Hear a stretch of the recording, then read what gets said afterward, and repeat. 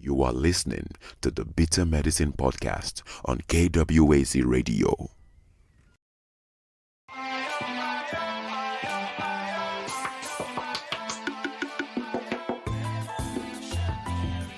Welcome to the Bitter Medicine Podcast, where it's all about Black empowerment. Our show focuses on Black news and entertainment, arts, science, economics, history, people, and strategies that uplift, empower, and motivate Africans within the diaspora.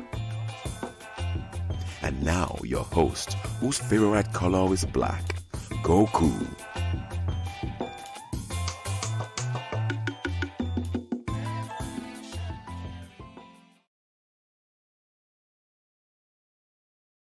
Welcome back to the Bitter Medicine Podcast. I am your host, Koku, here today, bringing you another episode of the Bitter Medicine Podcast.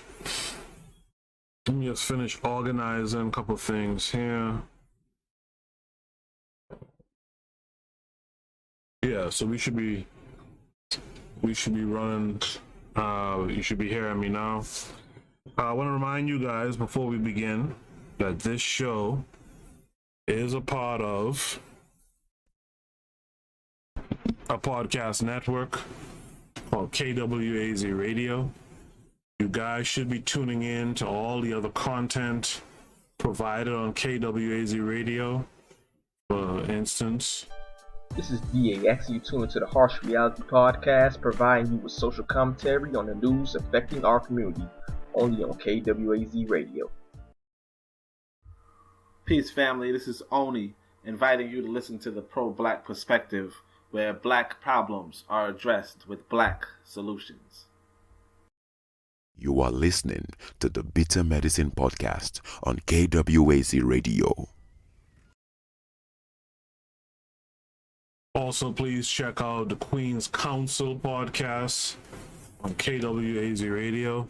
Make sure to check out KWAZ Radio's YouTube channel, because there is some stuff that's going to be happening on that channel. I know that for some reason the Twitter account, KWAZ Radio Twitter account is being, I don't know, they're doing something to it where KWAZ Radio can't post, because every time they go to post, they're getting this message like this seems like it's some kind of bot or some kind of automated posting, and they're kind of preventing that Twitter handle to post.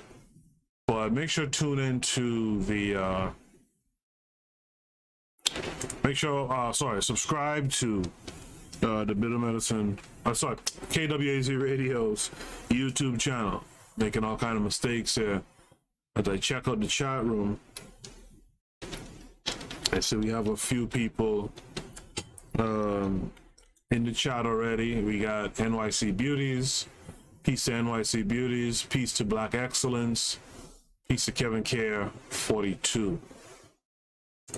So that's cool. We got a couple people already in the chat room, ready to go. KWAZ Radio's in the chat. Make sure follow them. Also, let me post the just grab the link. There you go. I just posted the link to the Discord. Trying to get more participants in the Discord. There's a lot of information that's building in the Discord that you guys should be checking out. A lot of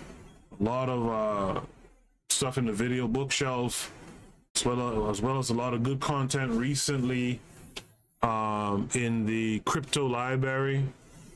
Topic is always lit. You have Derico Cooper Photography, who just entered the room. Peace, family, to Derico Cooper Photography. Derico Cooper is always posting some interesting content in the off-topic channel on the Discord. So there's the link in the chat room. You'll also find the link in the description. Join the Discord today. Join the conversation. Let's start to build a community here. Let's start to build a community where we share information and ideas. Joko who joined like a week and a half, maybe 2 weeks ago. Joko posted this book idea or the story idea, maybe for film, in fact. You know, that you guys can go in and ask him, how can you help?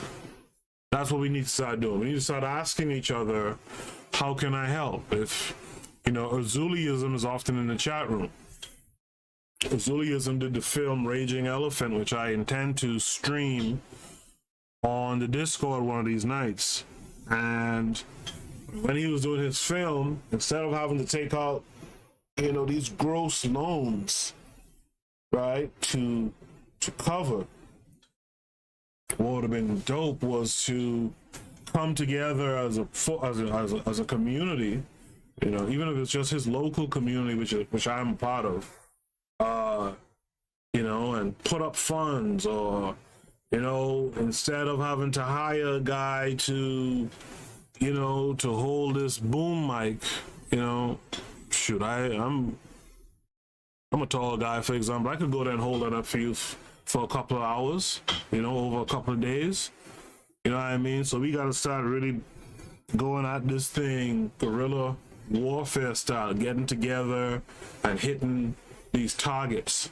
You know what I mean? So join the Discord. Let's talk about stuff. Let's come up with ideas. If you have ideas about investing, post about your investment tips, you know? Let's build a community that actually does something. I'm tired of seeing these communities or these groups of black folks together in these quote-unquote organizations, and you ain't doing nothing. You're just marching in circles, right? Because you're protesting this and gentrification, all this. Like someone brought this up on Twitter the other day. Dude, people have been protesting gentrification going back easy 2001. Easy. Because I remember working with a black kid, and he was the one who really put me on to the term gentrification. And easily, that had to be like 2000, 2001. I'll give that 2001, right? Did that stop gentrification?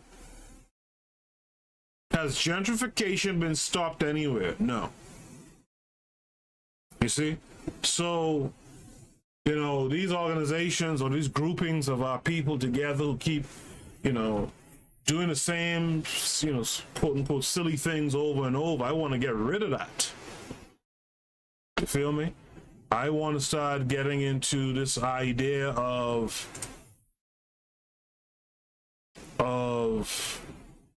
actually, you know, what if we're together in a space, we're actually doing stuff, we're giving each other a hand with something, or we're, you know, giving out information, and hopefully you guys who are getting this information, who are close by to this information, hopefully you guys are actually doing something with it. I can tell you already, I've already put money in Dogecoin, certain ETFs that Kevin Care 42 pointed out, you know, put some money in Bitcoin, you know, and we'll see what happens. But you can't be getting this information and not doing anything with it. So we want a community that's actually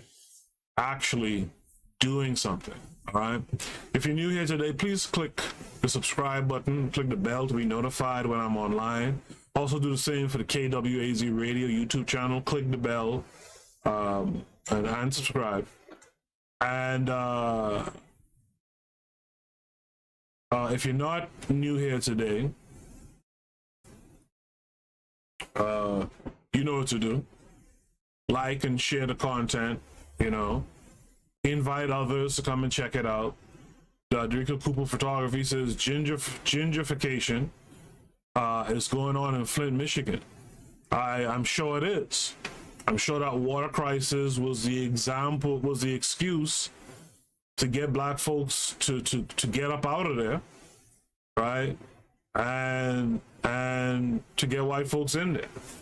You know, that's usually how these deceptive mofos work. Right? They use some tragedy, like look at the pandemic, right? They use this pandemic thing to transfer a bunch of wealth, right? companies were getting these PPP loans that you don't have to pay it back, but for, you know, maybe 1% or something, right? And these guys were out here taking big money, $20 million, like who was Roots Chris Steakhouse, big money, and they didn't need it, and they admitted they didn't need it. They admitted that they really didn't need it, and they weren't planning to give it back, and they didn't, as far as I know. You know, so you got to watch these things. When certain things are happening in the world, understand that that's an opportunity, right? These folks take crises and turn it into opportunity. Same thing with the police killing folks in certain places. Black folks get scared, they run up out of these places, and these folks come in and you know, buy up that real estate, take over the area, right? Derico Cooper Photography says fiduciaries still holding the money that was donated for the water crisis. Yeah, they got a whole lot money. Listen, it's a cold game, man. It's a cold game, but running away from the game or not participating in the game makes it even colder, makes it even worse. You got to participate. Bring Black and African values to your participation, but you got to get in the game that they're playing. You got to participate. Speaking of the game that they're playing and getting into it, that brings us to today's paper. Today's paper is about Christian slavery, colonialism, and violence. The life and writings of an African ex-slave from 1717 to 1747. This paper is by David Kofi Amponsah, right? This paper, we're going to learn about this guy. If you didn't already know about this African Caputin, we're going to learn about this guy and his taking up for Christianity after having been enslaved. So the abstract reads, this article examines the short but eventful life and writings of Jacobus Johannes Elisa Caputin, the 18th century Gold Coast mulatto ex-slave turned missionary who defended slavery as necessary for the eventual salvation of Africans. So we get one of these guys. So we're going to be reading about one of these guys, right? And these guys also have the Islamized version as well.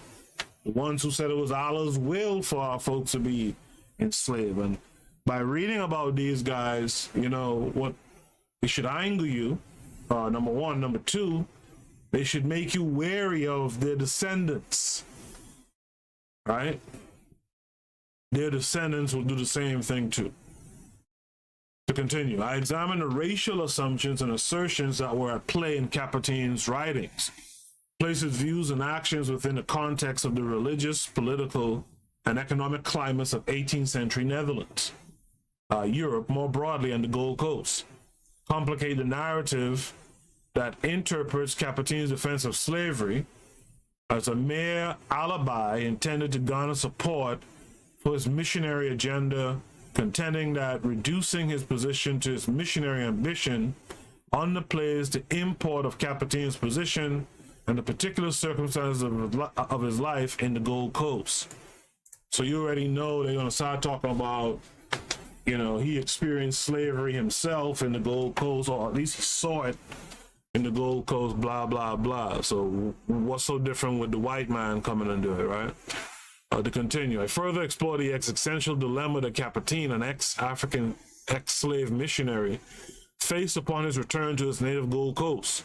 I conclude by suggesting that Caputin's defense of slavery should be understood as a heuristic and rhetorical device.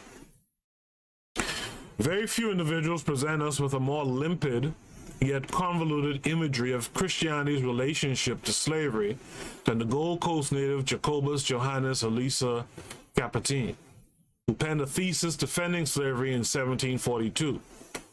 And Caputin, the first black ordained minister of the Dutch Reformed Church, wrote his thesis. He was adding his voice to a chorus that was already widely popular in Europe. However, what most have found intriguing about Caputin's pro-slavery Christianity, but by no means unique, is the fact that he was at one time himself a slave. The portraiture to be set forth in this article offers a rare window into the uneasy and contested interplay between race, missions, colonialism, empire, and slavery. The key narrative on Capertine put forth by Grant Parker contends that rather than being a direct defense of slavery, Capertine's thesis was meant to facilitate his missionary work in Africa and at the same time to appease his Dutch benefactors. John Senbach has also argued that African returnee missionaries like Capertine were more preoccupied with the conversion of their fellow Africans than with the issue of slavery. And that's true right now. This is why the church very rarely gets involved in social issues. This is why a guy like Bishop Talbot Swan looks so good out there and gets a big following, because he's one of the few of clergy that actually says something about these, racial incidents or whatever. But even Swan and them aren't really building anything. You see. Anyway, hence the principal aim of Capertine's defense of slavery was to make a case for the proselytization of Africans. Based on the logic of this line of argument, Capertine's pro-slavery position is rendered secondary to his initial missionary ambition and later work on the Gold Coast.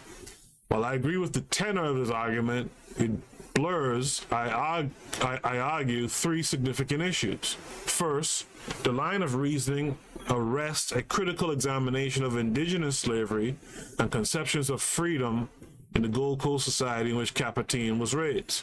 Second, his assertion fails to adequately account for the place of identity in the Dutch debates about slavery and freedom. Lastly, it leads to subtle yet powerful statements about African or black subjectivity and religiosity that resolutely colored the racialized historiography of 18th century Europe, subsequently Capertine's position. My analysis complicates both the fascination with Capertine's status as a black ex-slave vis-a-vis his slavery position and Parker's position. I contend that by privileging Capertine's ambition to convert his fellow Africans, Parker stymies the positioning of Capertine's ascent to slavery as a concrete site for analytical exploration, especially in light of the latter's own life circumstances and his mission to Elmina. It is the interplay between his missionary ambition and the circumstances of his life that tells us most about Capertine's slavery ascent. So while I agree with Parker's thesis in this article, I move beyond it by arguing that Capertine's slavery defense, which capitulated to the whims of his Dutch benefactors, reconciled slavery to Christianity precisely because in the Akan or Fanti world he knew slavery and unfree. You see, I knew that was going to come up, right? He knew slavery and unfreedom, but a notion of one person owning another was problematic. Indeed, various forms of indigenous slavery were present in the southern part of the Gold Coast before, during, and after the Atlantic slave trades. Thus, Capertine's slavery position, I suggest, might have more to do both with his quote-unquote local and personal understanding and experience of slavery in the Gold Coast and the long history of human enslavement in the world than with his missionary ambition. My argument here is meant not as an apologia for Capertine, but to insist that rather than simply subsuming his slavery position under his missionary zeal or casting him as a collaborator of colonialism and slavery, right, which is what I look at, the Christians of today and the Islamic of today, right? You are corroborators, right?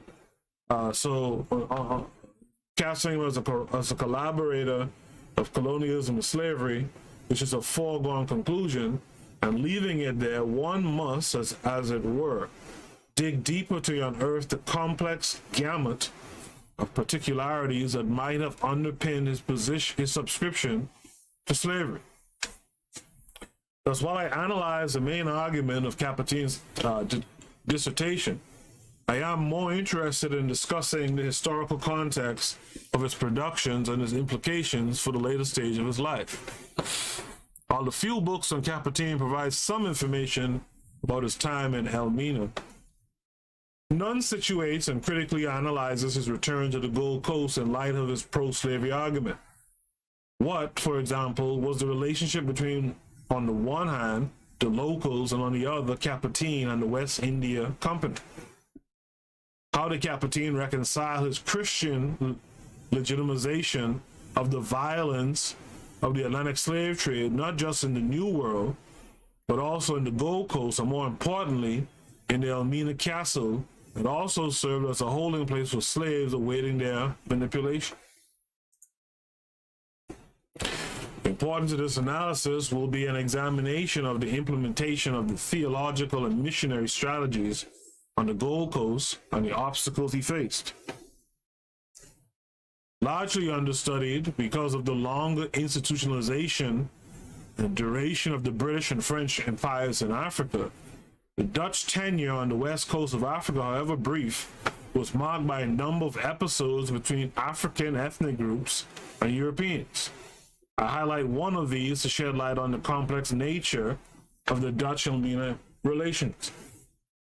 Finally, I briefly draw on the biography of Oladu Equiano and a few other Black Atlantic ex-slave figures to simultaneously highlight Capetin's orthodoxy and peculiarity in relation to other 18th century Black writers. This brings me to a section called Early Years, Theological and Intellectual Formation. In the chat room, I see Teetums is with us again. Teetums and Kruma is back in the chat room. You guys say what's up to Teetums. All right? If you guys have any comments about the paper as I read along, make sure to put them in the chat room. I'll read them out live on air. Capetin was born in 1717 on the Gold Coast to a Dutch father and a local woman from Elmina. Often at the age of 8 or 9, Capetin was captured and sold to Arnold Steenhart, who later gifted him to Jacob van Gogh, a 15-year veteran of the WIC on the Gold Coast.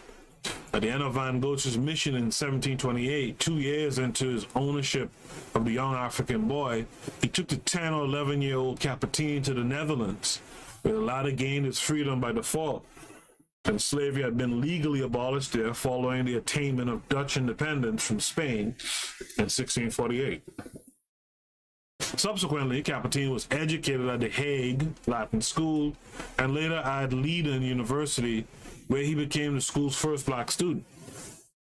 He was eventually ordained as a minister of the Dutch Reformed Church on May 7, 1742, becoming the first African non-Catholic to be ordained.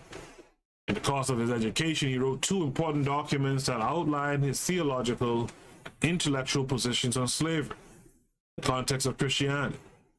The first one, entitled Call of the Heathen, is no longer extant, but he includes a summary of it in his second and more important book, Political Theological Dissertation, examining the question, is slavery compatible with Christian freedom or not? The second work was putatively submitted to Leiden University in fulfillment of his doctoral degree in theology. Although Capetin was one of the first Black ex-slaves, if not the first, to mount a defense of slavery in Europe, he was by no means the originator of this discourse. You know, and you'll see that a lot from these intellectual Blacks too, right? The peak of the Dutch slave trade in the 17th century brought in its wake an intense debate concerning the compatibility of slavery and Christianity. Argued along theological lines, the debate pitted the Calvinist ministers, theologians, and jurists against one another. With freedom from Spain not far removed, the Dutch were eager to establish an identitarian distance from their former oppressors, who together with the Portuguese had dominated the early stages of the Atlantic slave trade. To be Dutch, therefore, was to be against slavery. Marcus Vinck has posited that, quote, the discussion over unfree labor overseas was inextricably linked with the soul-searching controversy over Dutchness and Dutch identity in the protracted freedom struggle against the unbearable slavery by the King of Spain. End of quote. Undoubtedly, the Dutch abolition of slavery owed much to the Dutch experience of oppression under the Spaniards.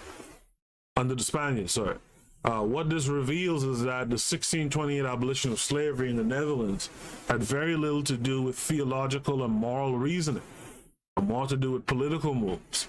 Two things about the Dutch slavery ban are worth noting. The ban was effective only in the Netherlands, not the Dutch colonies and protectorates. Right? So they got their freedom from Spain. Folks elsewhere, like in the Caribbean, right, who were under the Dutch, Aruba and all those kind of people, right, no freedom. It did not bar Dutch companies and citizens from participating in the slave trade. Evidently, theirs was a political move that sought to reimagine Dutch society as ultra-liberal and tolerant compared to other European powers. Of course, these important facts were not lost on Capetin. If anti-slavery, however, circumscribed, was at the root of Dutchness, it afforded him the chance to defend slavery and Dutch participation in it without violating one of the principles of Dutch identity. Among the Dutch ministers, a split between the Orthodox and the moderates was marked by allegiances to Gisbertus Voetius and Johannes Cocceius, respectively. Voetius railed against slavery by preaching the equality of all humans and saw the activities of the WIC as subordinating the church to the state. Conversely, Cocceius, a professor of theology at Leiden University, explicitly justified slavery by stating that the biblical injunction against thievery excluded slavery. Yeah. Later, another minister, theology professor and follower of Cocceius, Godefridus Oudemans, would directly relate the justifiability of slavery to the conversion of slaves. Oudemans argued that slaves ought to be Christianized after a 7-year period of enslavement and then set free by their Christian masters. Right, so that is actually biblical. If you read the Old Testament, right, you'll see that it was usually you agree to being enslaved, right? And you agreed in like 7-year increments. In fact, there's a story, I believe it's Jacob, who wanted to marry a man's daughter. So he worked for 7 years. At the end of 7 years, the man gave him his other daughter, who wasn't as attractive, I imagine. And Jacob had some issues with that. And so the man said, well, work 7 more years to get in there and you could have both of them. And Jacob did that. I think it was Jacob who did that, right? So, you know, and that's the thing with most black folks, I think, would tell you, we understand that in the world, the strong conquered the weak. And so there was slavery in the world, all over, right? But the subhuman bondage, right? The treating of folks as cattle, as property, right? Chattel slavery, you know, that's where the issue lies. And again, if you understand savages, well, savages will treat you less than a man, right? But what Oudemans is saying here is actually in line with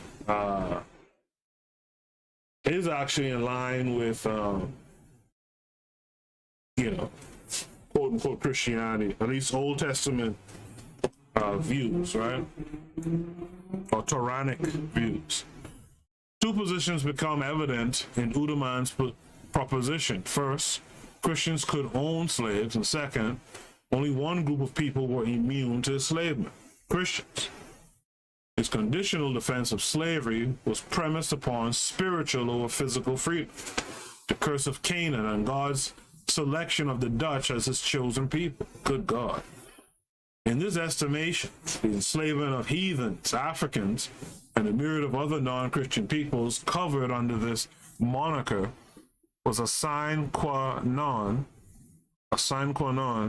for their Christian conversion, a process described as benevolent despite slavery's obvious financial benefit to Europeans and its destructiveness for Africans.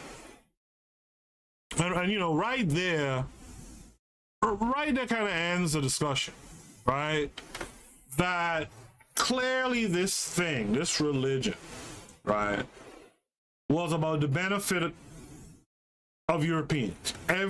This religion turned more blind eyes than Ray Charles and Stevie Wonder put together, right? And it did that because at the end of the day, it was about the financial benefits to Europeans, right? And tied to the financial benefit of Europeans is the destructiveness for Africans. And so when I see people today still pushing this Christianity thing, one of these days we're going to talk about Islam too. When I see people pushing this stuff still today, and what's crazy, like I know a guy, right? He's a peace officer, and his father was the first minister at the church that MLK Jr. came up in. Or maybe it was MLK Senior. I can't remember which MLK, but one of them. His father was grandfather was like the big man in that church. And he himself is a minister. And he's a guy, when I used to do stuff on a college campus, I would have him come and speak. Because I used to have this Black spirituality and liberation night during Black History Month. And I would have him come and talk, and he would put it down, man. I mean, really, that's one thing with these ministers too, by the way, these Christian ministers especially. They know how to put it down, they know how to talk that talk. But what they can never do, they can never really reconcile Christianity's role in the destruction of Africa and Africans. You know, you'll see that same thing from Cornel West, who, if I'm not mistaken, is also a minister. At least I know he went to a theology school or whatever, right? But a lot of those guys cannot reconcile that. So there's this leap where it's just about faith. And I can't really deal with these leaps that's just about faith. I gotta deal with what is in front of me. So Kevin Carefoy too says in the chat room, Christianity has never been to the benefit of Black people. This is old school crack, right? And that's it. Like, it's never been a benefit. And so to see folks coming around still pushing that narrative is crazy to me. You know, that's why we as a people, we got to get back to African spirituality. Speaking of that, on April 4th, I believe it is, or maybe 3rd, I can't remember. No, I think it's the 4th at 3 p.m. You know, the Pro-Black Perspective is going to have a debate with Anna Bookman. Those of you on Twitter might recognize that name. Her and him, they're going to have a debate. It's going to be moderated by Machiavelli, who was on the show a week or so ago discussing NFTs, crypto, blockchain, etc. So you guys make sure, go ahead and set your reminders, right, for that broadcast. But this is why we have to get back to African spirituality. Dorico Cooper says that it's interesting to me how they built churches right next to the dungeons where they held enslaved Africans against their will. And here in this paper, Derica, you could see what their mindset was. Like, these guys, you know who these guys remind me of? I'm going to go on a slight tangent for a second. These guys remind me of Michael Jordan. If you watch The Last Dance, you know, about the Bulls run, right, with Jordan. There's different people who do this too. Sometimes I kind of do it as well. But Jordan was like the master of like creating a storyline in his head. That this guy over here said something about his game, you know, said something like he was overrated or whatever, and he would take that imagined story and have that drive him to be better and to be better than everyone else. And I think white folks have that, you know, these Europeans have that too. They will create the narrative out of thin air and then believe it wholeheartedly, full-throated belief. You know? And so when you have that kind of full-throated belief, like what this guy that we just was reading about in the paper here, when you have those full-throated beliefs, you could do anything because you already have the justification. So yeah, they had churches right next to where they was holding slaves. It was no thing because they already had the justification, right? Derico Cooper asks, is it true that the first slave ship was named Jesus? I don't know if the first one was, but I know one of the first ones was for sure, right? Derico Cooper goes on to say the wicked enslave the meek. And that's why I tell black folks, we gotta get off of this meek nonsense. The meek do not inherit nothing but an ass whooping. It's just that simple. On the other hand, another minister, Jacobus Hondius, condemned Calvinists and the West and East India companies for their part in the slave trade. Hondius also accused the two trading companies of not prioritizing the evangelization of indigenous peoples. In fact, Hondius will go ahead and list slavery as number 820 in his infamous Black Register of 1,000 Sins, published posthumously in 1724. It was within this intellectual and theological firmament that Capetin wrote his defense of slavery. As will become clear, Capetin's argument addressed the priority of conversion of African slaves put forth by Oudemans and Hondius. In Call of the Heathen, written in 1737, before he enrolled at Leiden University, Capetin spelled out his missionary worldview, arguing for the gospel to be preached to heathens. Capetin drew upon the myth of Ham and contended that the people of the non-Christian world, Gentiles, were descendants of the biblical Ham and Japheth, adding that they were to be eventually accepted into Christendom as the children of God upon their conversion to Christianity.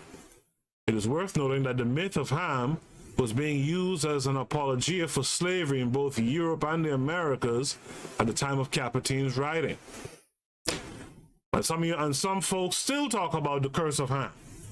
I posted some on Facebook a couple months back, and the dude went ham on the curse of Ham.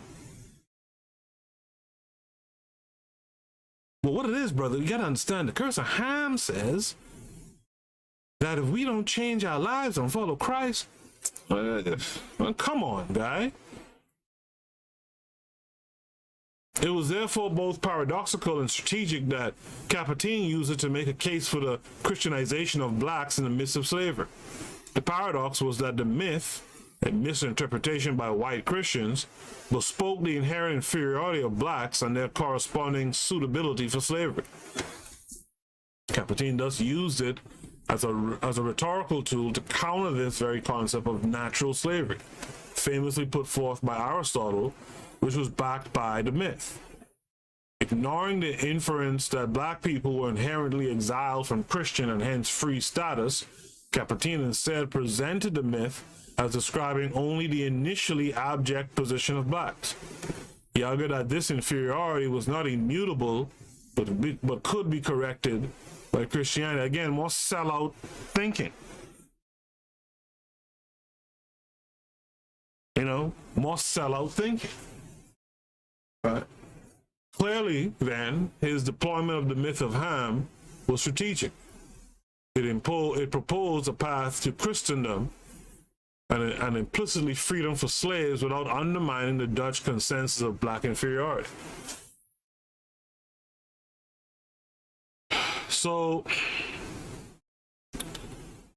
we'll see what they do here, but I'm not liking the idea of this turn that a black man was pushing the curse of Ham so that he could get Africans converted so that they'll be free. Africans are some of the biggest Christian the biggest Christian population out there today, and they still ain't free.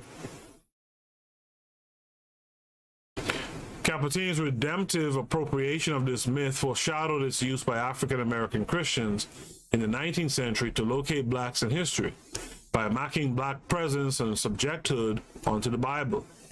In his calculation, Capetin saw evangelization as a moral imperative. He urged Christians to spread the good news to the heathens.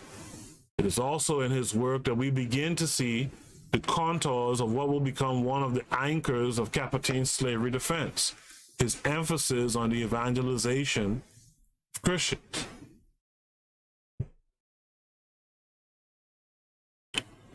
Written amid the debate over slavery and freedom, with its surging anti-slavery sentiments and coupled with the belated Dutch involvement in the slave trade, Capetin's doctoral dissertation that argued for Christianity's compatibility with slavery earned him popularity within pro-slavery Christian circles in the Netherlands and Germany, as evidenced by his numerous speaking engagements. His defense was based on the premise that freedom, as espoused in the New Testament, was spiritual and not physical. You see this? Anyway. Yet his defense of slavery was not the main reason others were drawn to him after all. He was not the first to link Christianity and slavery. His greatest allure was the powerful fact that he was a black ex-slave. Faced with declining fortunes in West Africa as a result of both stiff competition from other European powers in the slave trade and an increasing outcry against slavery, the WIC could not have found a better weapon to try to silence his critics. Boy, anytime white folks weaponize you, you know you fucked up. Right? You know you fucked up. Among the Dutch theologians of the 18th century, Hendrik Welsey seems to have had the most impact on Capetin in two key ways. First, it was Wels who championed the idea that Capetin be allowed to continue his studies with the understanding that he would later become a missionary in West Africa, basically allowed to continue his studies to become an agent in West Africa. Second, prior to Capetin's call of the heathen, Wels had written an important work on missions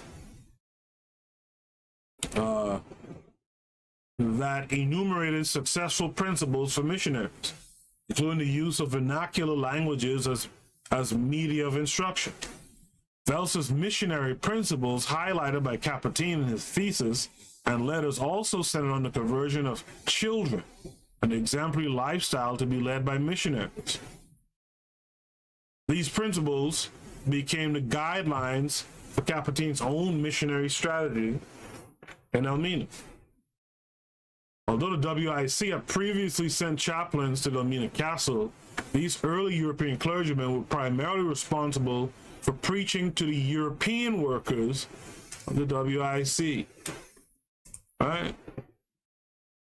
Because why would they do that? You gotta erase any doubts. You go there, you send your missionaries to talk to them first because they're doing the work of enslaving another human being, regardless of what color they are. You gotta go there and make sure you eradicate any second thoughts, any doubt. right? And that's what they were doing.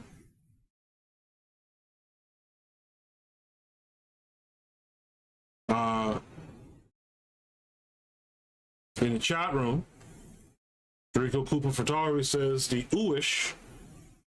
You know what we mean when we say the Uish. The Uish funded the slave trade. Well, yeah, because they were the money people,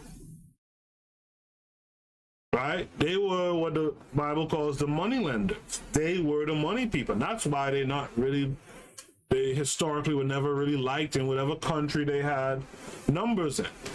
The UK, Germany, across Europe. They were run off several countries. They were the money people. And they made money off of every deal on both sides. And people came to despise that about them, right?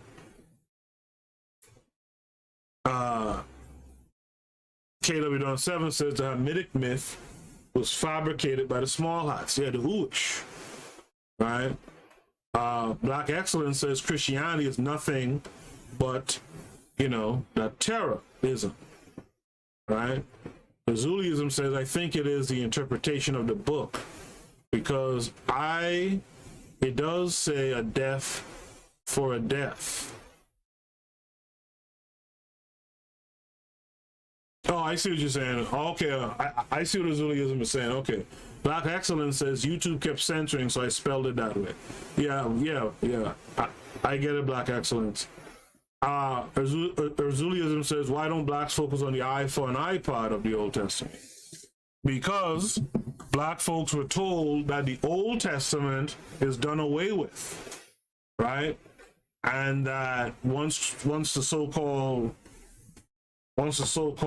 Messiah, right, was born, the Old Testament was done away with. And so you no longer live by eye for an eye, right? Instead, you love one another, right, as you would have others love you, or whatever the shit is that they say, right?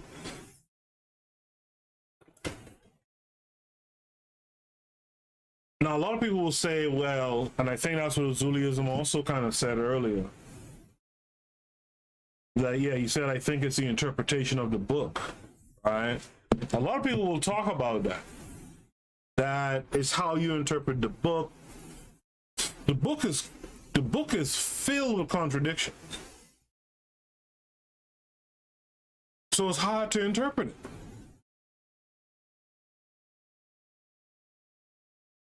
It's one of the worst books in terms of contradictions that's out there, right? And it's not backed by anything historical. I mean, there might be an instance or two of something, but for the most part, it's not really backed by history. There's fossils all over the world. This book doesn't talk about a fossil in it. Not one fossil is talked about in this book.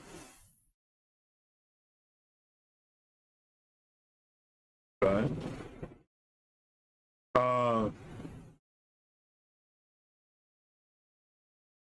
In the chat room,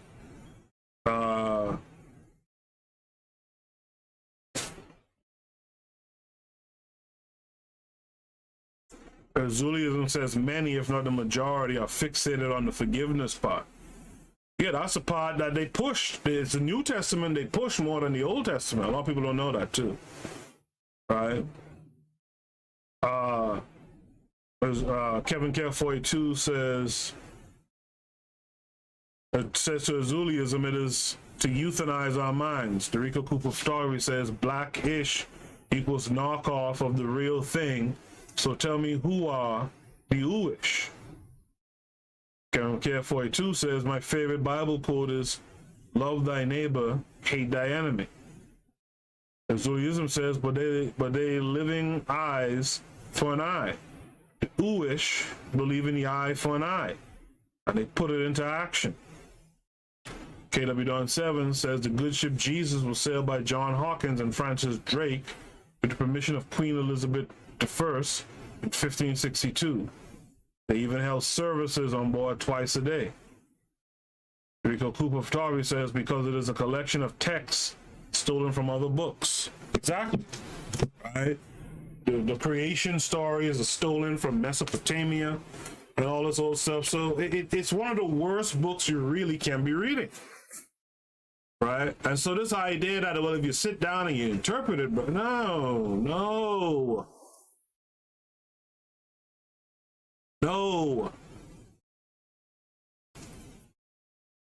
As both the ecumenical value of missionization and anti-slavery sentiments increased, the WIC was compelled to respond largely to mitigate criticisms from anti-slavery quarters. In Caputin, they found a double gift.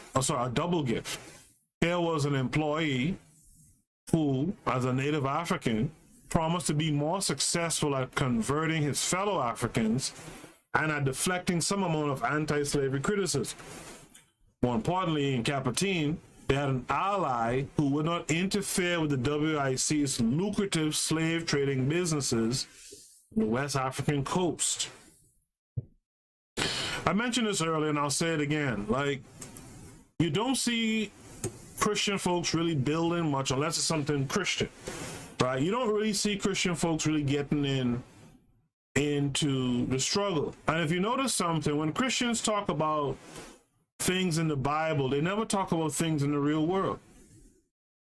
Like, a Christian will come and spout off a bunch of psalms and stuff like that, but they never talk about, well, what's going on in the real world? And when you bring up the real world, they'll try to take you back into a book. I don't live in a book. I live in the real world.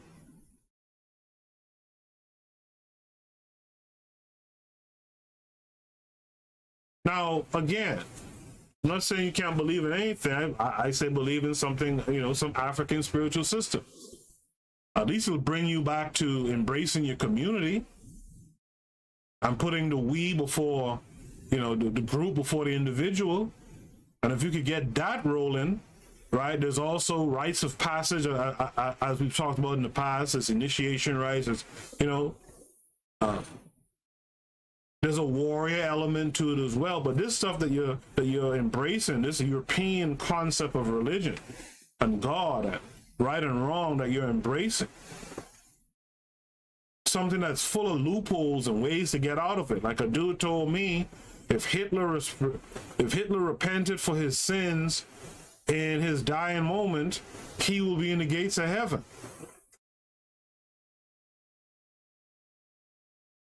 Which reminds me of the joke I think I've told on the show before, but imagine you die and go to heaven, and the first time you walk through the gate, you hear someone in the background say, y'all can't be fucking serious. Imagine as a heaven you go to, and there's Hitler, right, combing his mustache. It just doesn't make sense, right? So this takes us to this part called Bodily Bondage, Spiritual Freedom. Look at this Moor. His skin is black, but white his soul, since Jesus himself prayed for him as high priest. He goes to teach faith, hope, and charity to the Moors, that they made white might honor the Lamb always. The history of the black Atlantic slavery and the Afro-Protestant tradition is replete with individuals who believe that slavery was a redemptive divine injunction meant to guarantee their Christianization and civilization in order that they might return to Africa to shine the light of the Christian gospel on their brothers and sisters living in darkness. Among such notable figures are Oluda Equino, Kwabna Otaba, Uguano, and Phyllis Wheatley. Hopping on this providential discourse, Caputin imitated that God, quote, led me from Africa into the blessed land of Holland. Indeed, he, God, initiated me into a superior religion and endeavored to hand down to me the rudiments of knowledge. So even if this jackass guy had some strategy, right, that by converting Africans to Christianity, he got them free from slavery, which we know is nonsense. But even if he had that as a thought, by the time you go around saying this type of stuff here, what kind of mindset do you think you're instilling? Because this is education, by the way. Religion is education. Religion is a whole curriculum. And it's a European curriculum. Right? By the time you tell this to one or two people over a couple of generations, do you know the mindset of people that you have going forward? We still hear these same folks today talking about, I thank God for slavery because else I would have been in Africa praying to a tree. Which shows you the contradiction in their belief, because if you believe in quote unquote God, and God is within, is within everything, what's the problem with praying to a tree? There are a number of motifs at play in this poignant statement. Africa is othered from Holland, which is marked by a superior religion, Christianity, and an intellectual tradition. For Kaptein, these were what set the Netherlands apart from its native Gold Coast. That psychology of colonialism fosters the desire of the oppressed to valorize the culture of the colonizer, is well documented in colonial histories, and I need not belabor that point. Beyond the notion of the superiority of Christianity, however, lies the invention of the illegitimacy of blackness by which Europeans rationalize their racial superiority. As a result, Christianity and whiteness became the normative sites of purity against which not only whites but also some Christianized blacks measured the putative immorality and immutability of black pathology. I like how you put that. Perhaps Kaptein wished his own conversion to Christianity would serve as a testament to the convertibility and salvation of African heathens. At a time that sightings of blacks were rare in the Netherlands, and knowledge of whom was slowly but surely trickling into Europe's metropolitan centers via missionaries and merchants, Kaptein's presence literally put him on display. Beginning with European contacts with other peoples, racialized ideas about progress and development began to take shape, and those would crystallize into imperial alibis by the late 18th and 19th centuries. Seen as the descendants of the biblical Ham, blacks were invariably co-signed to their natural status as slaves, and would later, through colonialism, be confined to what Dipesh Chakrabarti has aptly called, quote, the waiting room of history, end of quote, in need of Christianity in order to achieve progress in their march towards salvation and civilization. So that's the other thing, right? All these Africans are Christianized or Islamized or whatever today, right? What happened to the progress?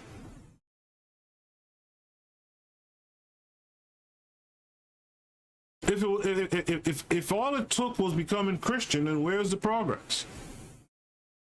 Seen against his background, both the epitaph above and Kaptein's own rhetoric positioned him squarely within the narrative, imagining himself as having overcome the negative connotations associated with his blackness and Africanness by achieving whiteness, read Christianization.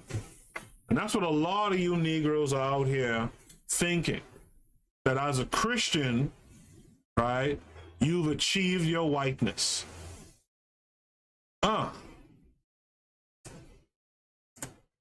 As a Christian, you've achieved your, you start talking about you're wearing your white robes. All our white robes talk is white skin, right? This is what y'all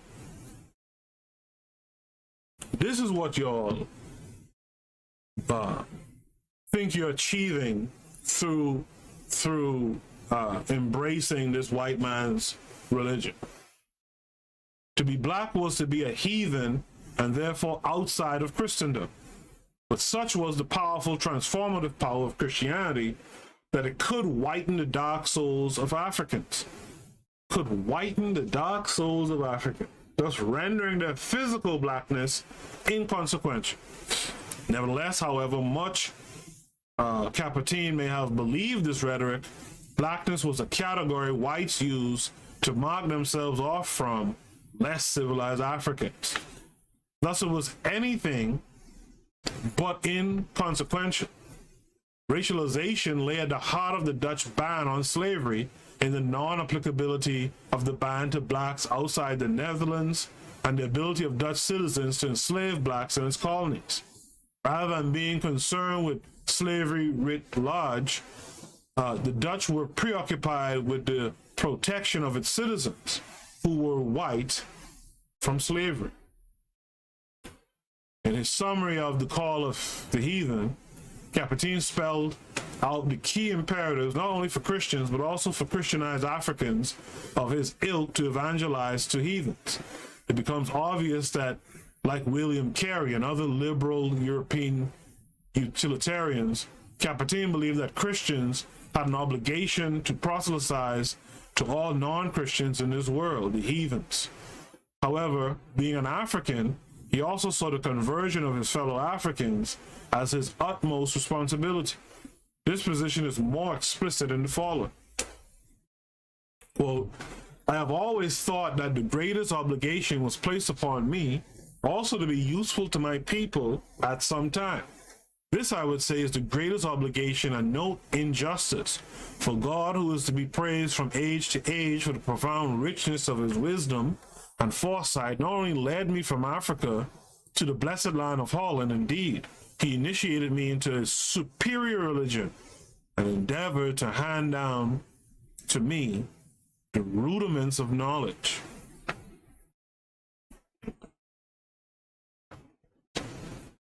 Herein lies the classic discourse of European Christian benevolence that characterizes the writings of black Atlantic ex-slaves such as Olaudah Equino, Phyllis Wheatley, and fellow Gold Coast native Ataba Cubuano. In this rationalization schema, the forced transplantation, enslavement, subsequent Christianization of Africans in Europe and the Americas were necessary evils in the Christianization and civilization of Africans. Wheatley, whose poems both stunned and captivated audiences in America and Britain, could very well have written the statement above, save for Holland in its wording. In a poignant poem, quote, on being brought from Africa to America, Wheatley expressed divine benevolence in her transplantation to the New World. You have to be out your mind to be... Anyway, Wheatley says, "'Twas mercy brought me from my pagan land, taught my benighted soul to understand that there is a God, that there is a Savior too. Once I redemption neither struggle sought nor knew. Some view our sable race with scornful eye. Their color is a diabolic dye. Remember, Christians, Negroes, black as Cain, may be refined and join the angelic train." Now imagine singing that shit every week.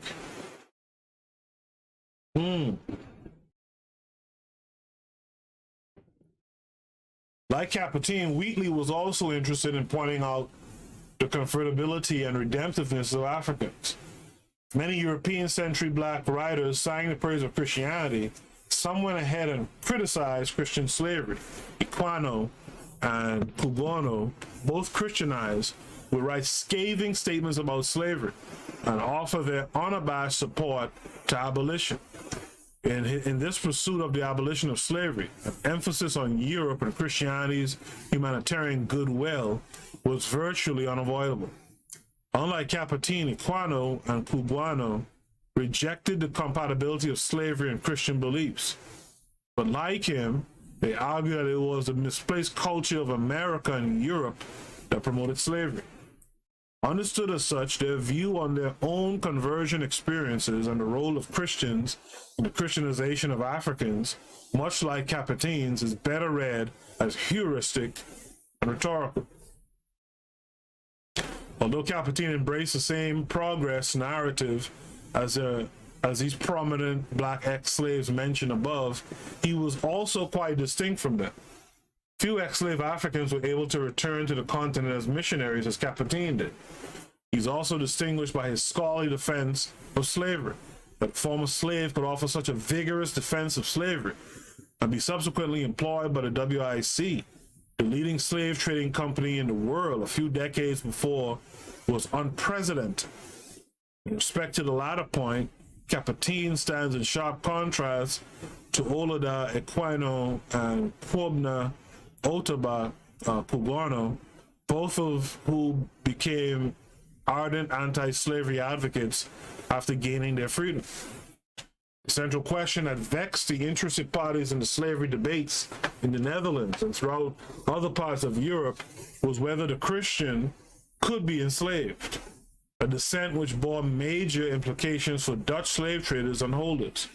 It was this concern, shared by Capetin's network of slave trade benefactors, that he sought to allay. Capetin summed up his position in the following. Nevertheless, I have come to the realization that some Christians fear that through evangelic freedom, slavery will disappear entirely from those colonies which Christians own, to the great detriment of the overseers of those colonies. Indeed, there once was and still are people in the Christian world, especially in the Netherlands, who, led astray by some unknown spirit, have determined that evangelistic freedom cannot coexist with servitude of the body. It is from such a statement that Parker's assertion about Capetin's comes into better focus. Indeed, such sentiments against the conversion of slaves to Christianity were very widespread in Europe and elsewhere. It points to the widespread notion among 18th century Europeans that to be Christian was to be free, hence the apprehension surrounding the Christianization of African slaves. Peter Colchin has noted that bound forms of labor such as slavery, serfdom, and peonage were, quote, the lot of most humankind, end of quote, until the 19th century. The system of serfdom was indeed common in neighboring Germany. Chattel slavery was certainly distinct from European serfdom in its ideological justification through notions of racial and cultural inferiority and its operation within a major internal capitalist enterprise. Capetin was definitely concerned that anti-evangelization sentiment in Europe could scupper his missionary ambition. He believed that slavery, which dated to the earliest human civilization, was not entrenched in human society to be abolished. Was too entrenched in human society to be abolished. Thus, envisioning no immediate end to the transatlantic slave trade, he would not have viewed writing an anti-slavery thesis to be helpful to his cause. David Bryan Davis argues that recent studies tend to overlook certain continuities and common features in the history of servitude, and he warns against idealizing serfdom. Davis understands the challenge of making an argument for continuities in historical servitude to be the result of pro-slavery and abolitionist rhetoric of the 19th century. Right? So yeah, these white folks, one of the greatest things white folks like to pull is they like to come and tell you, well, you know, it wasn't only blacks who were enslaved. In fact, every time a talk on social media comes up about blacks being enslaved, here comes the Irish. Well, the Irish were slaves too, but the Irish weren't chattel slaves. That was reserved for our people. Whereas the former justified New World slavery by emphasizing that it was no different than other historical forms of unfree labor. The latter emphasized the uniqueness of racial subjugation and the profound levels of inhumanity constituting the system.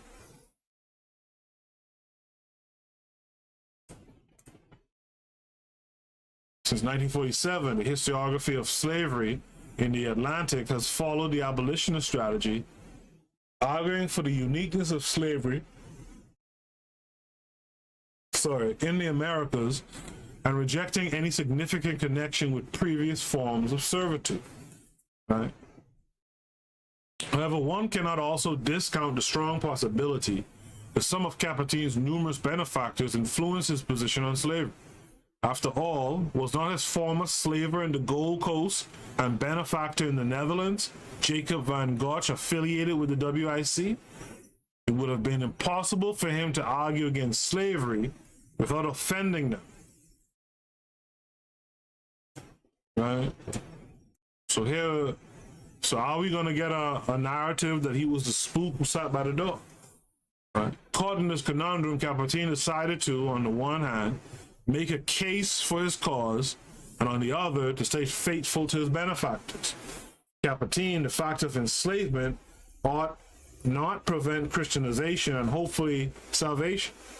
On this point, John Sensbach notes that Capetin and other early native Gold Coast missionaries such as Christian Proten and Philip Quake were motivated by a love of Africa, but their primary desire was to save their land spiritually rather than protect it from the slave trade. Sensbach further adds that these early evangelists envisioning Africa through a new international Afro-Protestant imagination were motivated by their own form of anti-racist self-European condensation toward Moors. They thought should not exclude Africa from the possibility of Christian redemption. Unfortunately, for Capetin, he failed to consider that his association with a slave trading company would hinder his conversion efforts. That's why I don't think it was a strategy. I think this dude was just mindless. Ultimately, Capetin's ascent to slavery presented a mixture of intentions.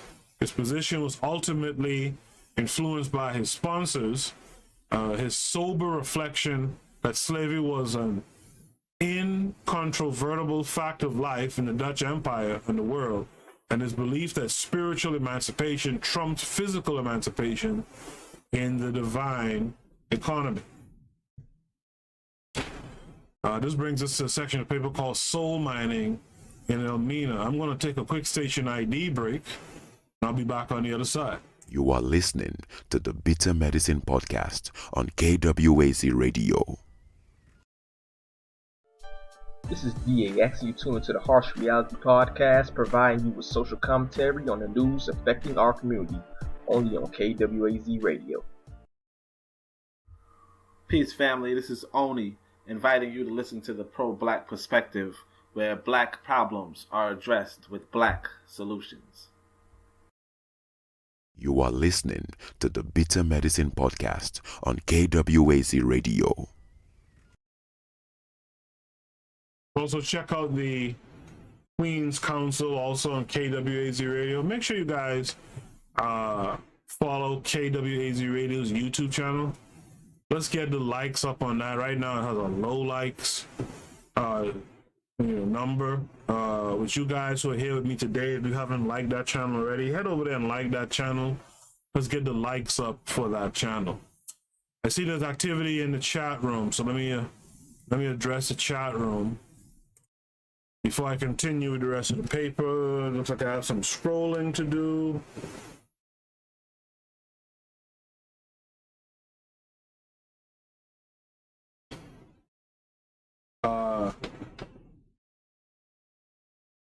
So I got a bunch of scrolling to do. Wow, okay. You guys are really lighting up the chat room. I appreciate that. It's gonna take me a second to find where I'm supposed to be. KW Don 7 says you still have clowns on the street corners claiming King James was a black man during the height of the slave trade just to justify reading that goofy book. I agree. NYC Beauty says to like, comment, share, and subscribe. Help this channel to grow. I agree with that too. Kevin Care42 just reposted the Discord link. Make sure you guys click the link, join the Discord, where we can continue conversations like this one and others, and we could work on, supporting one another in different projects and investing them, money, etc. And there's also the project of working on an African-centered curriculum. Azulism says to KW-7, the Israelites are very brainwashed. Fact. Rico Cooper says, is laughing with tears. Azulism says, laughing my ass off. Y'all can't be serious. Dorico Cooper Fattori says, Mary hath. Then he says, proto-evangelion. I infancy, I'm not sure what that means. KW-7 says, Hitler, Christopher Columbus, Cecil Rhodes, and King Leopold will all be in the suite by and by. Shaking my damn head. Yeah, that's stuff that just blows my mind. Like Azulism said, you mean to tell me I could be out here living my best life? Being grimy, a scoundrel, right? Just overall worthless. And just before I die, I say I'm sorry, and I'll be up there, living it up. Come on, man. Dorico Cooper Fatari says religion is the crack pipe. Christianity is one flavor of crack. Goes on to say Christ and Abgarus, Nicodemus. Azulism says Hillary, Bill Clinton, Elvis, all having a drink. He says, y'all can't be serious. You mean I could have been doing me all this? Yeah, I mean, I could have been. Come on. Dorico Cooper Photography says Apostles' Creed in its ancient state. Apostles' Creed in its present state. Azulism says, let's not leave Islam out of it. They are both Abrahamic religions. No, absolutely. They get it too. In fact, I told y'all a story a little while back of my argument with a guy from the continent, right, who's, of course, Islamic. And I hate to tell him, it's you mofos who said it was Allah's will. It is Allah's will. It is Allah's will. And so, my ancestors are sold on a ship, to some pale face, and it's because it was Allah's will. Is he Muslim? No. No, well, it is Allah's will. You asshole.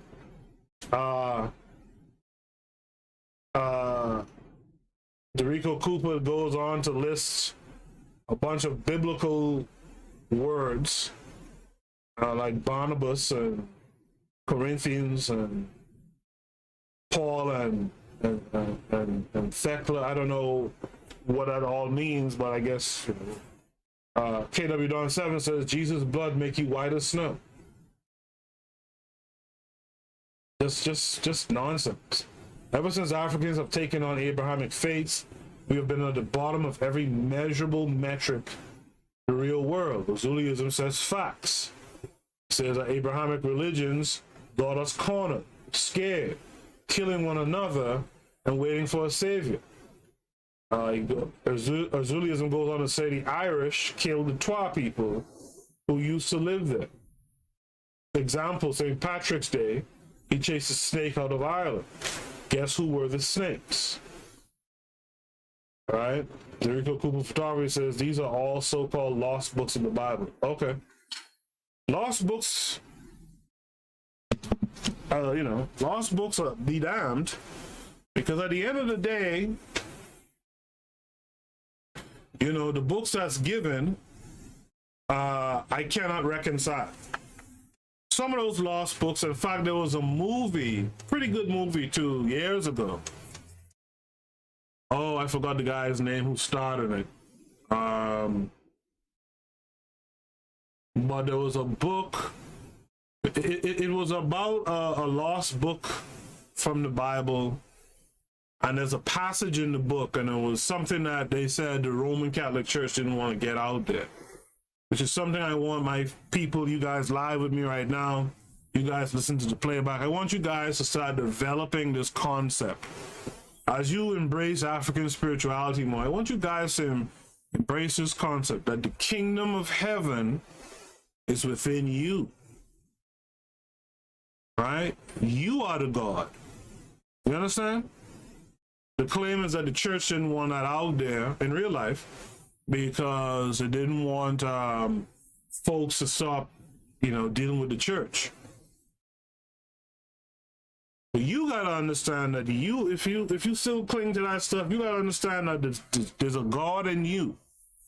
You have the ability to create, you have the ability to destroy, and you have the ability to discern when you're doing either of those things. It's time we start recognizing the gods within us and create when it's time to create and to destroy when it's time to destroy. We got this thing mixed up. We destroy when it's time to create and try to create when it's destruction. This is why, for as much as there's this Christian, this Christianity going on, you still got a lot of our people out here have no problem gunning down, right? No problem gunning down another person that looks like them, that looks like one of us, right? But won't dare to do it when it's one of them. Wouldn't dare to do it when it's one of them. Soul mining in Elmina. Where our scholars such as Lamin Sana and D.N. Livingstone have lauded the work of Christian missionaries, others such as Jean and John Kamaroff have characterized them as vanguards of colonialism. In Capetin's case, one of the few English language books that examines his life describes him as an Uncle Tom or Sambo, right? An apparent reference to his unwavering allegiance to his numerous European sponsors and his employer in the Gold Coast, the WIC. It's my contention that while we can critique Capitan's moral judgment as embodied in his writing for being blinded by his idealism and loyalty to his Dutch benefactors, his association with the WIC eventually compromised his missionary work, even according to the terms of his own conditionally pro-slavery perspective. For as will be demonstrated, although evangelization was the core of Capetin's moral vision and identity, it was never a priority for trading companies. Elmina, the scene of Capetin's missionary site, lies on the southwestern coast of present-day Ghana and was the first point of contact between Europeans and the people of the Gold Coast when the Portuguese arrived in 1471. The Portuguese proceeded to trade with Elminans and later built the castle São Jorge de Mina in 1482 to serve as their headquarters. You see, that all that kind of stuff I have a problem with Africans, black people in general. It was in 1637 that the Dutch ousted the Portuguese from Elmina and took control of the castle and the brisk trade that was going on in the area. Subsequently, the Dutch West India Company was established in Amsterdam in 1621 with the objective of monopolizing the trade with Africa and establishing Dutch colonies.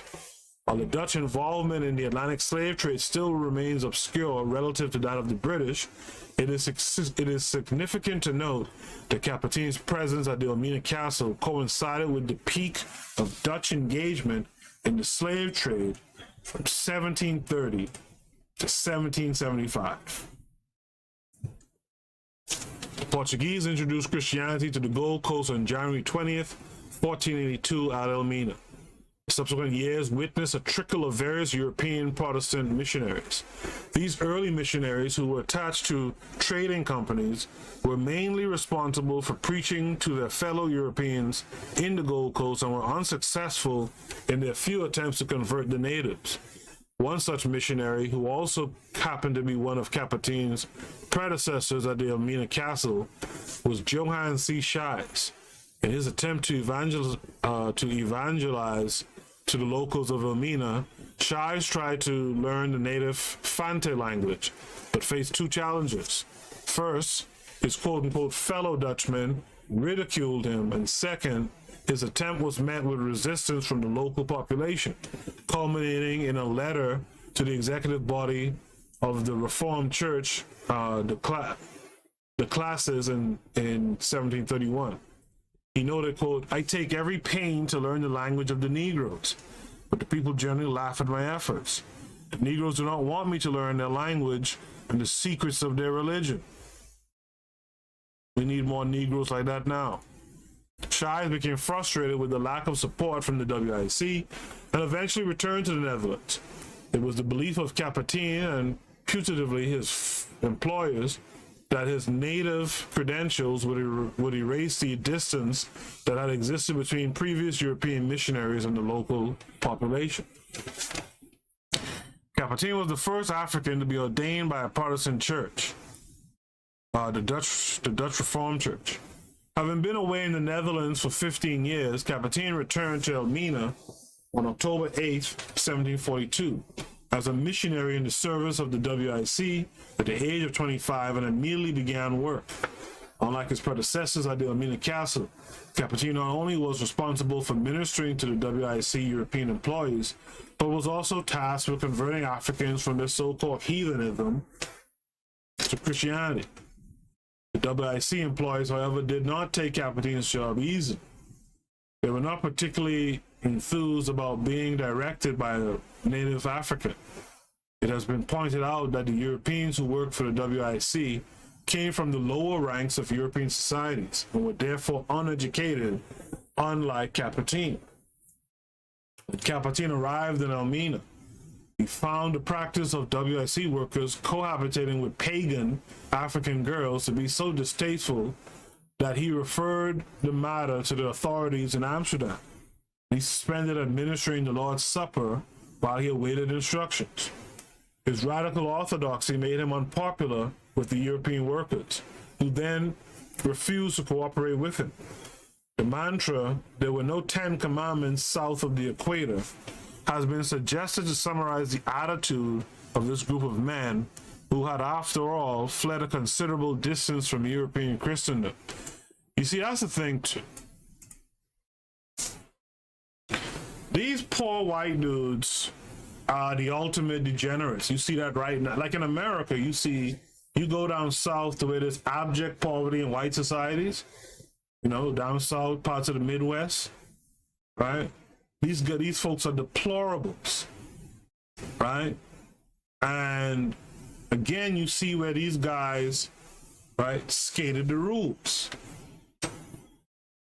There was no 10 commandments down here, so we could do all of these things. And these deplorable, savage whites did all the things. Thus, one could understand their resistance to any attempt to censor their behavior.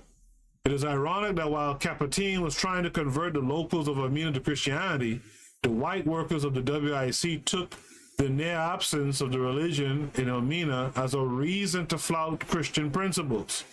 Their actions clearly undermine his proselytizing effort. Of greater concern, however, is Kaptein's encounter with the local people of Elmina and his perception of their religion. While this encounter lasted only 5 years and remains obscure in the available sources, a few important events present an opportunity to analyze it. It is significant to note that Kaptein lived and worked from the Elmina Castle, which served not only as the seat of the WIC operations in Africa, but also as a major transit point for slavery. Slaves were placed in dungeons in the castle for weeks before they were eventually loaded onto ships bound for the New World.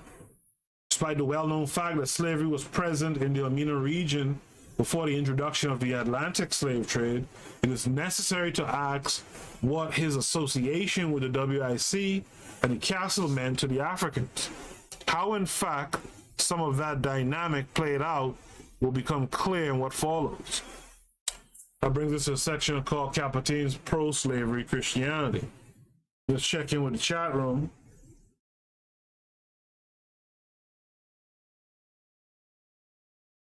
Dorico Cooper Photography says, every other race clearly thinks they are God. Kevin Kerr says, human nature is stronger than religion. Right? Goes on to say, like, comment, share, and subscribe to the channel. Right? Within 2 weeks of his arrival, Kaptein had impressed the Director General of the WIC in Elmina so much that the latter wrote a letter to his superiors in Amsterdam praising the work of the new chaplain. In a report attached to his second letter to the WIC, Kaptein indicated that he had set up a school for the black and mulatto children in line with Welsy's aforementioned methodology of targeting heathen children. However, he encountered difficulties with enrollment, and the few children who enrolled were sporadic attendees, limiting the daily number to 18 to 20 students. These children were also mostly the servants of white employees of the company, an indication that Capertine was having very little success attracting the majority of the native children who were not affiliated with the castle. Capertine identified the deplorable ignorance of the benefits of literacy as a problem. To correct this anomaly, he directly petitioned the elders of Elmina, and subsequently 45 children enrolled at his school. Same report, Capertine indicates that he impressed upon the elders that the Christianization of children was a policy of the WIC, and that Elminans, quote, being legal dependents, end of quote, of the company, were to comply with the directive. Without further delay, Capertine's directive presents an interesting case for charting the relations between the Dutch and the locals. Technically speaking, Elmina was not a Dutch colony, although in the early 18th century the Dutch believed Elmina was their sovereign territory. However, it is unlikely the locals saw themselves as Dutch subjects. Dutch presence and participation in the slave trade would lead to the emergence of a militarized elite that regulated trade. Consequently, the so-called slaving frontier, or catchment area for human victims of the Atlantic slave trade, moved further inland over the course of the 18th century. What is clear, as Shumway points out, is that the majority of Africans put in place various measures to buffer the effects of the slave trade. Whatever degree of influence Capertine exerted, it was clear that after spending 15 years in the Netherlands, since the age of 8, he had to go through a process of reintegrating himself into the society he had left behind. He sought to achieve this in two ways. First, he relearned the vernacular Fanti language, and as a result translated a Christian catechism and the Ten Commandments into Fanti in 1744. Second, in a letter he wrote to the WIC authorities in Amsterdam on February 15, 1743, barely 6 months into his tenure as Elmina chaplain, Capertine stated his intention to marry. Quote, for the happier advance and more rapid achievement of this my great objective, I now find, after long deliberation, that it would not be a bad thing were I to take a wife, through a lawful marriage, a young negress who was not only born here in Elmina, but has shown herself to be fitter for and better capable of education than most. For by this means I intend at first to go win the affection and trust of the Negroes here in Elmina, since they would be able to see that, although I differ from them in manner of life and in religion, they are nevertheless not despised by me, and that my coming to this country is in their best interest. Imagine that. Imagine that. Evidently, Capertine was fully aware of his outsider position, despite being a native of the Gold Coast. Since the African women was not a Christian, she had to be converted, and before Capertine could marry her. Although no one at the Elmina Castle was deemed suitable to educate the woman, quote, without exciting scandal, end of quote, she eventually received the education needed for conversion.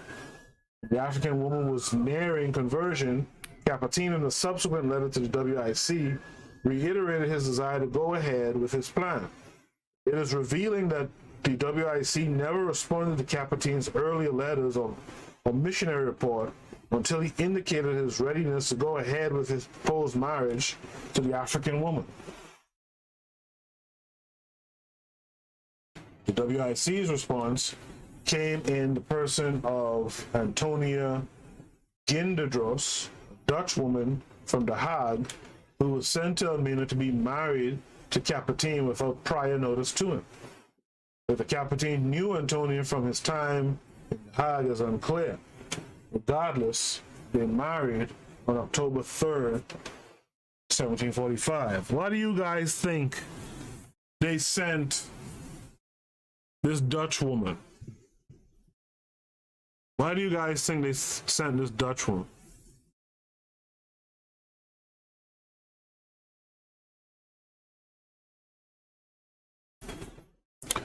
Rico Cooper Photography in the chat room says, how many countries had Urugu yet to war with for one reason or another? KW Don 7 says Urugu has never respected the law of sovereignty of others. Rico Cooper Photography says, I agree. There's nowhere and nothing that they don't see as their personal property. Right? You have to, for black folks, for Africans, you got to learn to draw that line and dare mofo to cross it, like we talked about when we discussed the Monroe Doctrine in Haiti. The above episode indicates just how much control the WIC exerted over Capetin's life. There is no further evidence of the WIC sending future wives to their employees overseas. What was to be gained by shipping Capetin a Dutch wife? Going by Capetin's own rationale for making the request, it can easily be surmised that his marriage to Antonia further alienated him from the local community, especially because he had to renege on his proposal to a local woman in the process. And that's his whole thing. That's his whole thing with this European concept. If you embrace that European concept of it, or you have them controlling it, right? It will ultimately alienate you from your local community. Like Onitase said, Onitase from the pro-black perspective said in this chat, on a recent episode that we did a crossover on, he said, look, if you marry white, or if you know someone who's white, you just chalk them up as an enemy.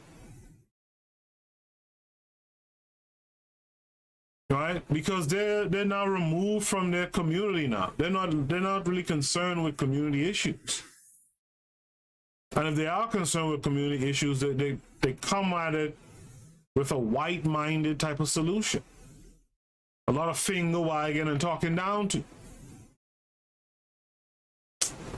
In a colonial, oppressive, racist, and dehumanizing context such as this, it is surprising that none of the books on Capetin touch on the issue of power relations and Capetin's encounter with the local people. Even though, as noted, Elmina was not officially a Dutch colony, Elminans could not have been oblivious to the Dutch economic and military might.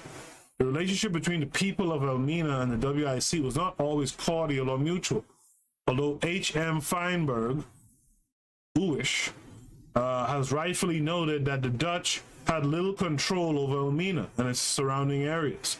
Evidence from his own work, indicates that he downplayed the weakness of the Dutch. Between 1739 and 1740, roughly 2 years before Capetin came back to Elmina, there were a series of armed conflicts between the two factions.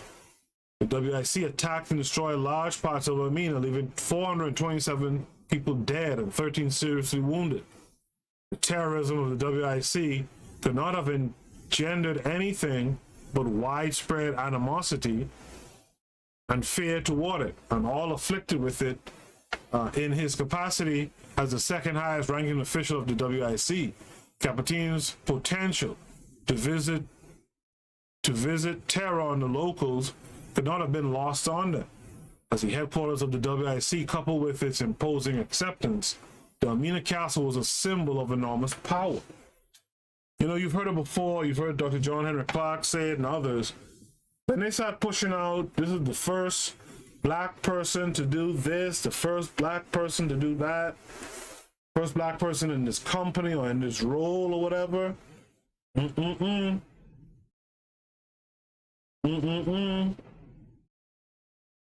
know?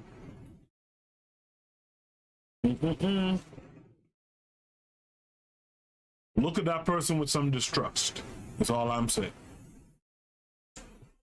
Kevin Cass says they're trying to show that women are godly. They're dried up chicken skin women.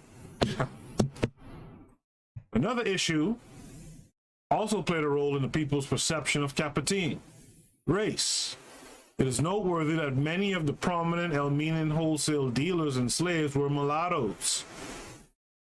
The offspring of European soldiers or traders and local women.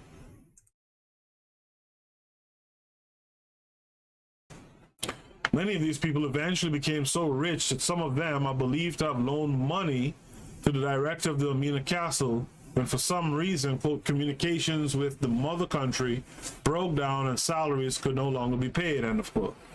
Clearly, this class of people saw themselves and was seen as different from full-blooded Africans. Perhaps Caputin's intended marriage to an African woman was not only to reintegrate himself into Armenian society after 15-year absence, but also to legitimize his own African identity.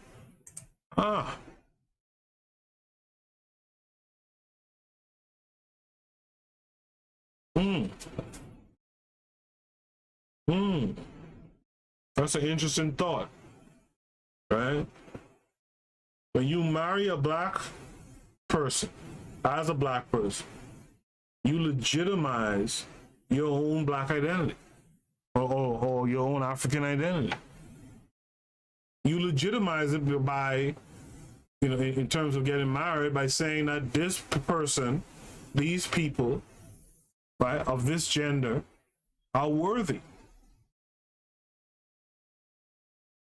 When you deny black women or black men that, you're saying to others that your own people were not worthy.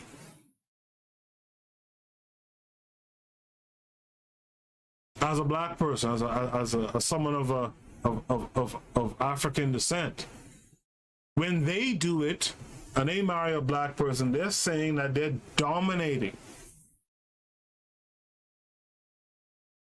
They've taken from, this person from black society. They're dominating.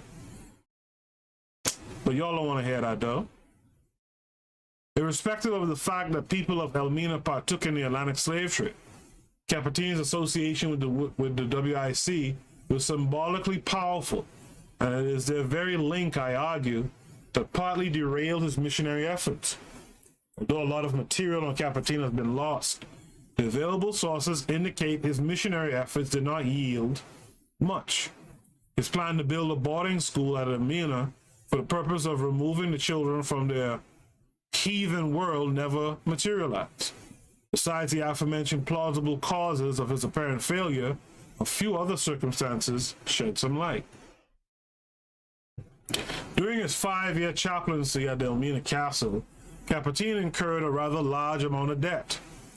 In one of his annual reports to his superiors in Amsterdam, the Director General of the WIC in Elmina, Peter B. Jacobson, noted that this happened because Caputin was inclined toward trade. He further noted that Caputin lost his missionary enthusiasm as a result of this inclination. Hans de Bruner's examination of early chaplain employees of trading companies in the Gold Coast offers us some insight into Caputin's engagement in commerce. He indicates that the inadequacy of money on the coast meant that chaplains were, quote, partly or wholly paid in goods, end of quote.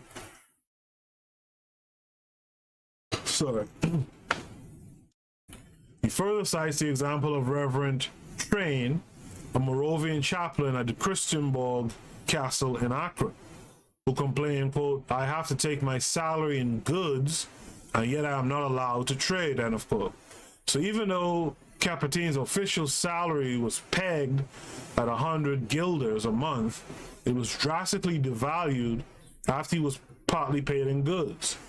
His dabbling in trade, therefore, seems to have been the norm rather than the exception. The fact that Caputin ran into debt only betrays his lack of business acumen. Another dimension of Caputin's life brings us to an even better understanding of his engagement in commerce.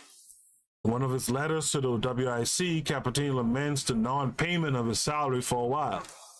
In that same letter, Caputin instructs that 300 guilders, 1/4 of his annual salary, be paid to his former slaver and benefactor Jacobus Van Gogh as a result of his, quote, everlasting obligation to him, end of quote. It was not exactly clear why Capertine had to make this payment to his former master. Was this, quote, everlasting obligation, quote unquote, everlasting obligation, a mandatory repayment for what Van Gogh had spent on him during his lifetime in the Netherlands? Or was it merely a gesture of Capertine's gratefulness? We may never know. But given his meager resources and the lack of support from the WIC, it is unlikely Capertine willingly took this additional financial strain upon himself. Capertine had no option but to engage in trade in order to support himself and perhaps his missionary projects. In a rather long letter dated July 1st, 1745, Capertine asked to be relieved of his missionary responsibilities. Quote, "Your Excellencies will allow me hereby to request in the most humble and respectful manner that I be relieved of my duties," end of quote. He had stumbled upon an old church and baptismal register which showed the deplorable state of the church in times past and the almost non-existent commitment of the WIC to the chaplaincy office. He found those past conditions not dissimilar to his own and saw in them an indication of his own inevitable future. Capertine had been extremely courteous and subservient in his previous letter. The tone of this letter was markedly different. His frustration with his supervisors became more pronounced when he saw the failures of his predecessors. Capertine's resignation threat revealed the extent of his frustrations, given that his very childhood was tied to the WIC. In addition to all these problems, Capertine also had to deal with non-communication between the governing body of the Dutch Reformed Church, the classes, and the WIC, a matter for which he was not at fault. In the 1746 letter, classes asked Capertine to explain why he had not reported to them since his departure to Elmina, to which request Capertine pointed to the terms of his appointment with the WIC. It was unknown to the classes that Capertine had already married a Dutch woman, for they chastised him for his desire, quote, to contract with a woman who was reported to be a heathen still, end of quote. Concerning this issue, Capertine asked the classes an important question in his reply. Since there were barely any Christian women in Elmina, he wanted to know whom the Christian men were supposed to marry, noting that they could not all possibly marry European women like he had been made to do. Judging by the WIC's lackadaisical support of Capertine's missionary work, it is apparent that the idea of spreading the gospel to the heathens was only an excuse for the WIC to further strengthen its economic hold on the Gold Coast. So the funny thing about that is, like, when you read the book Leopold's Ghost, King Leopold's Ghost, right? You see that Leopold played this game as well with all the other European colonizers. He played the game of pretending that the work he was doing in the Congo was Christian work, it was good work, it was benevolent, it was loving, kind.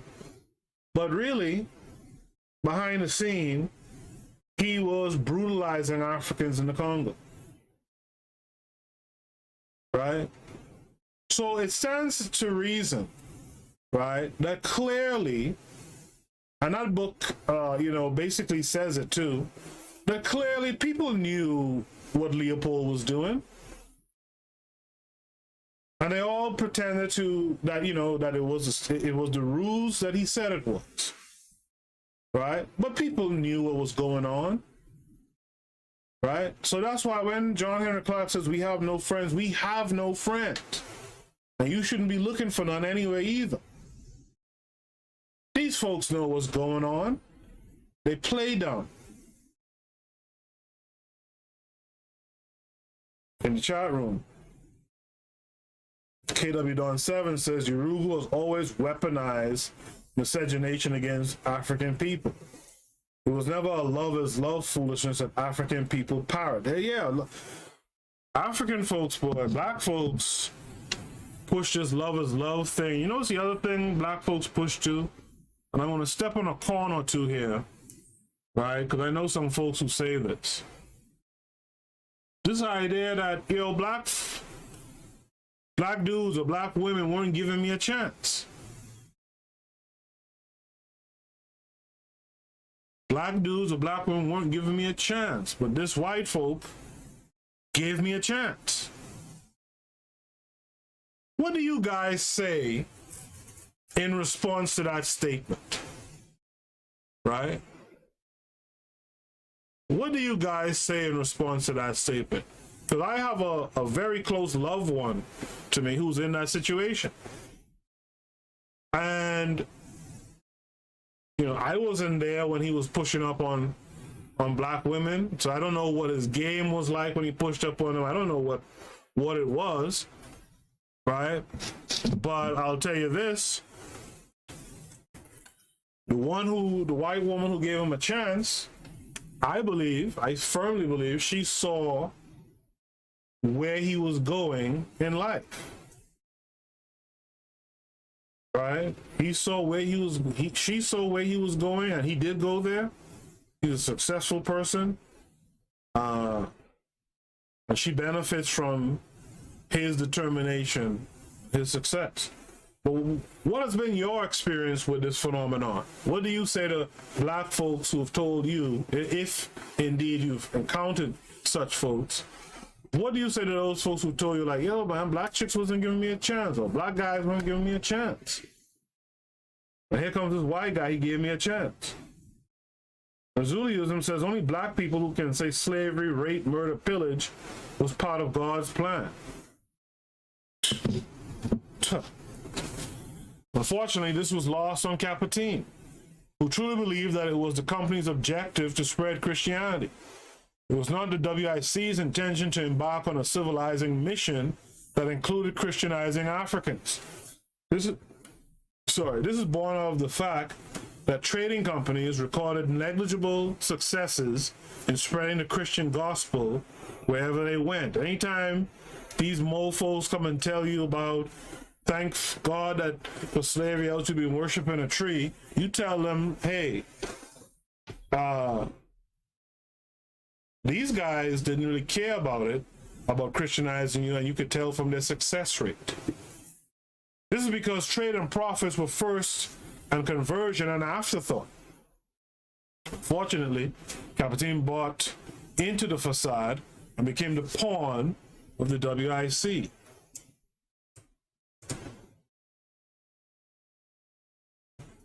When you plant, you don't want to be associated with pawns.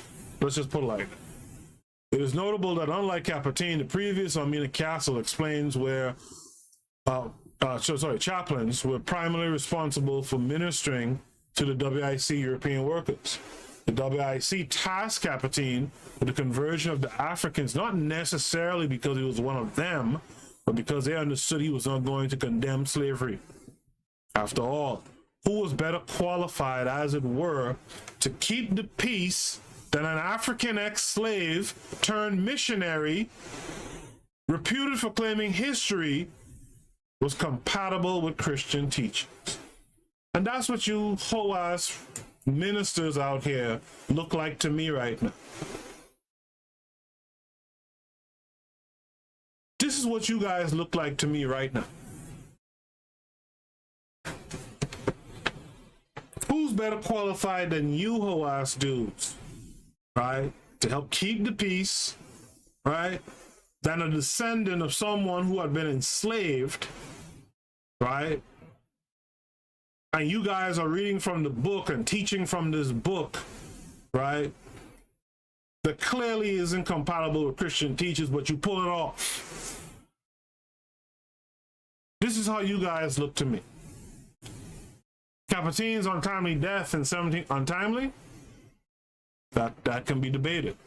Untimely death in 1747 at the age of 30 was possibly partly caused by the numerous problems he encountered in Elmina. His life reveals an existential dilemma illuminated by his writing.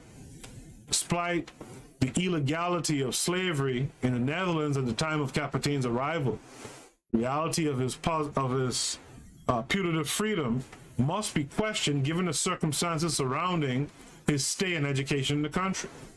His time as a slave in the Gold Coast was likely devoid of any physical or manual labor, not unlike his status in the Netherlands. At the time of sorry, I just lost my place. Yeah. Thus, the difference in the shift in his legal status from slave to freedman was purely symbolic, in light of events surrounding his time in both the Gold Coast and the Netherlands. I proffer that Kapateen's freedom ought to be considered heavily qualified, since his agency, per Foucault's notion of governmentality, was largely constituted through others' control. Parker rightly suggests the possibility of Kapateen's social death as a natally alienated individual, and insisting that biblical freedom related to spiritual rather than physical freedom. Kapateen might as well have been describing his own predicament. Sellouts tend not to live long. The biggest sellout who I see has had a long life is Sowell. Thomas, is it Thomas? Yeah, Thomas Sowell. He has to be like 90 odd years old now.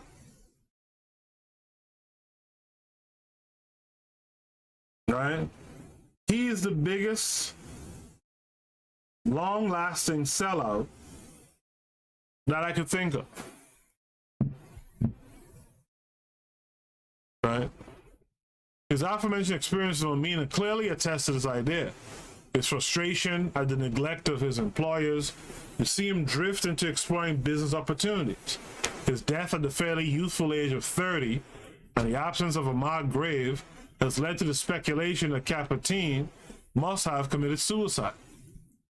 Although that scenario is not entirely impossible given the conditions he worked under, the mortality rate of the employees of the WIC on the Gold Coast was very high.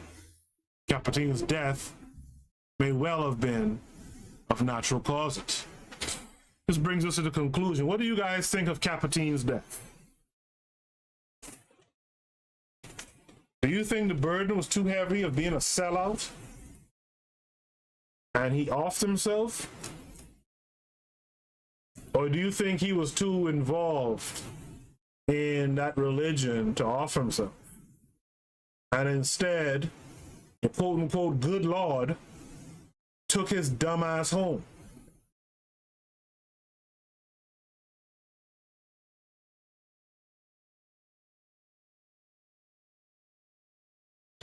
In the chat room, KW Dawn 7 says, whenever a black male says that black women are too controlling or have bad attitudes, they end up with Yoruba that ends up being worse than the African could ever be. Ain't, in the spirit of this paper, amen, or amen ra. Right? I've seen it. And what's so crazy?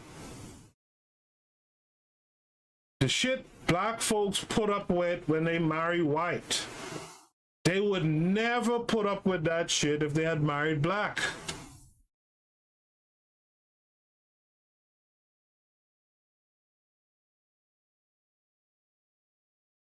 I've seen it. I've seen it.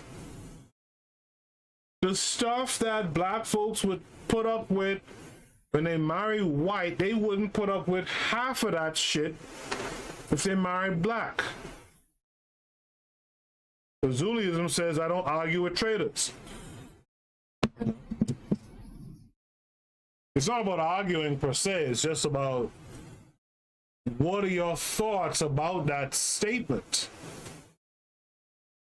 Well, I married old girl here from Finland, because when I was trying to push up on these black chicks out here, they wouldn't give me no play.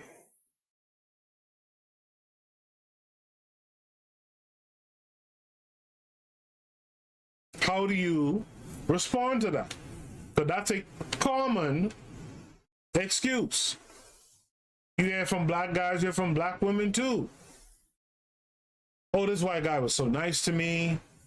He accepted me for who I am. Blah, blah, blah. Bullshit, bullshit, bullshit. My question is, how do you guys respond to that if you've ever been in the presence of someone who's laid out that reasoning? How have you responded to it? I know what you thought. If you're here listening to this show, I know what you guys have thought about it. All right. How did you respond to it? So this brings us to conclusion. I'm going to take a quick station ID, let you guys post your comments. I'll come back, knock out the conclusion. Maybe we'll have a short discussion at the end before we sign out tonight. You are listening to the Bitter Medicine Podcast on KWAZ Radio. This is DAX. You tune into the Harsh Reality Podcast, providing you with social commentary on the news affecting our community, only on KWAZ Radio. Peace, family. This is Oni, inviting you to listen to the pro-black perspective, where black problems are addressed with black solutions. You are listening to the Bitter Medicine Podcast on KWAZ Radio. Yes, indeed. And as always, make sure you guys check out all of those shows as well as the Queen's Council podcast on KWAZ Radio. You can't complain that you don't get good programming from KWAZ Radio. Everyone tries to put out good information, and so it'll be great for you guys to support all those other shows. I recently posted on Twitter, me promoting other people's shows, I don't feel that takes away viewership from me. You know, I just think it enriches people even further. The listeners who would listen to me and then go listen to the Pro-Black Perspective, Harsh Reality Podcast, Queen's Council, you're more enriched for it. I don't see it as this, kind of, this kind of competition thing, so you guys check it out. And also, make sure you follow KWAZ Radio on YouTube. I'm sure once things start to grow for all the different channels on KWAZ Radio, I'm sure when things start to grow, you're going to see bigger and better things coming out of KWAZ Radio. Right now, things are small, so it just makes sense that we don't, we keep things kind of close to the vest right now and just grow organically through the viewership of you guys, and you guys spreading the word and letting others know to check out these other shows on KWAZ Radio. And once we get to the point where everyone has a good following and can monetize their channels, we'll start to put some resources behind KWAZ Radio in terms of a website and things of that, or app and things of that nature. All right, so make sure to follow KWAZ Radio on YouTube as well. I'm going to post, if I can get to it, I'm going to post, or one of the mods can repost the link to the Discord, if you don't mind. Repost a link to the Discord. If you're new here, you don't know about us too much, we have a Discord server, the Bitter Medicine Podcast, where we discuss a lot of different topics. We post a lot of information. It's a community approach.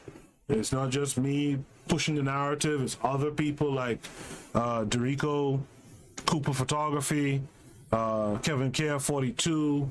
Guys I had on the show recently, like Machiavelli and A-Love Supreme, etc.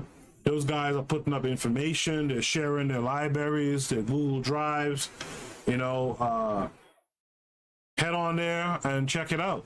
We also work on this African-centered curriculum that I could use help with. And if you want to help me with that, if you understand that it's the education of our people that has us behind right now, and I'm talking religious education, I'm talking secular and non-secular education. If you understand that, and you understand that education is supposed to be something that ties you to your community and that teaches you or gives you the tools of understanding how to solve the problems that are around you, that affect you and affect people who look like you, then come on through and help with the curriculum.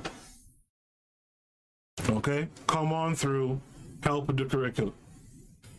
So the conclusion, in this article I've tried to delineate a much more complex lens with which to interpret Capotine's ascent to slavery in the 18th century. My approach here, while building on the works of Grant Parker, Carol Phillips, David Northrop, and Jason Young, complicates the scholarly understanding of Capotine by examining the full facet of conditions that impacted his ascent to slavery and his subsequent life in Elmina. I have argued that the fascination with Capotine's slavery defense, then and now, stems from the lack of a fuller appreciation of this 18th century figure. And while his defense of slavery is not original, he won much attention for it as a result of his race and his ex-slave status. The 17th century Dutch and in general European discourse about religion and slavery evidences the theological or biblically inflected nature of racial imaginations in which whites were constructed as the people of God, the quote-unquote chosen people, and blacks as the kind needing to be delegitimized or explained away. This biblical mapping of racial bodies was not only rhetorical violence, it also found expression in physical violence. Since there was no popular Dutch opposition to slavery, and the unity eluded the few Dutch abolitionists for decades, Capotine's treatise was largely responding to the anti-slavery positions emanating from other parts of Europe. In the end, Capotine's position on slavery was one that was particularly Dutch. Capotine was aware of the racial dimensions of his argument, and it is inconceivable to think he was not. He did not address them. Conversion to Christianity might have guaranteed the quote-unquote salvation of the African souls, but it did not minimize the suffering and pain that attended slavery in the New World. And this is where sometimes I wish, I could get a more varied type of people in the chat or later on in the playbacks in the comment section. I would really like to hear a Christian respond to that statement. Conversion to Christianity might have guaranteed the quote-unquote salvation of African souls, which no one can measure, but it did not minimize the suffering and pain that attended slavery in the New World. How do you reconcile that? It's not about arguing, not about debating. I'm not really a debater like that. I state my point and I move on, right? I want to know, how do you personally reconcile that?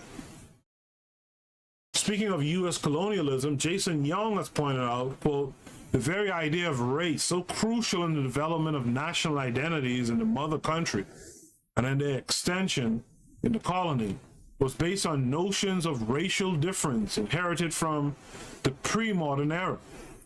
It is evident that Capotine ignored the racialized framework within which Africans were othered, believing that salvation in the afterlife was more paramount than freedom on earth. Man, if you come around me talking that shit, I will knock you out. Ugh, I would knock you out. And that's the end of the paper. You guys let me know what you thought of reading about this Negro, an ex-slave at that, who went on to tout or be pro-slavery, right? And think about how that has extended and has gone down generations to, just recently on social media, I saw a black woman saying some shit like that. Thank God for slavery, else I'd be in Africa worshiping a tree. Right? Azulism says, I don't argue with traitors. Depends on the age. If they are in their 20s, I try to show them that we are all suffering from childhood trauma and PTSD. So if a black person shitted on you because of low self-esteem issues, KWAZ Radio says follow us on YouTube. Make sure you guys do that too. You guys who are here, if you haven't already, follow KWAZ Radio on YouTube. KW7 says at this point right now, I will them that they are full. I will tell them, I guess, that they are full of shit. They always wanted to be accepted by Yoruba at a basic level, and that's, you see, KW Don. That's why I like KW Don 7. I like all of you guys, but that's why I like him a lot, because that mirrors my sentiments exactly. The way I look at it, you have to be. It's like I had a college professor, a white woman, right, teaching us about the Middle East or something, right? Yeah, I think it was the Middle East, right? The Middle East and Africa, actually. For those of you who know, it was Core 9. If you know, you know. And this white woman says, older white woman says, she was married for 27 years. No, 29 years. And she had a 27-year-old, her oldest daughter was 27 years old. And after 27 years, she came out as lesbian. So she was walking around as a lesbian. And I think someone asked her, well, what led to that? She was like, well, I don't know. I just felt like I needed something. Dude, you always had that shit on you.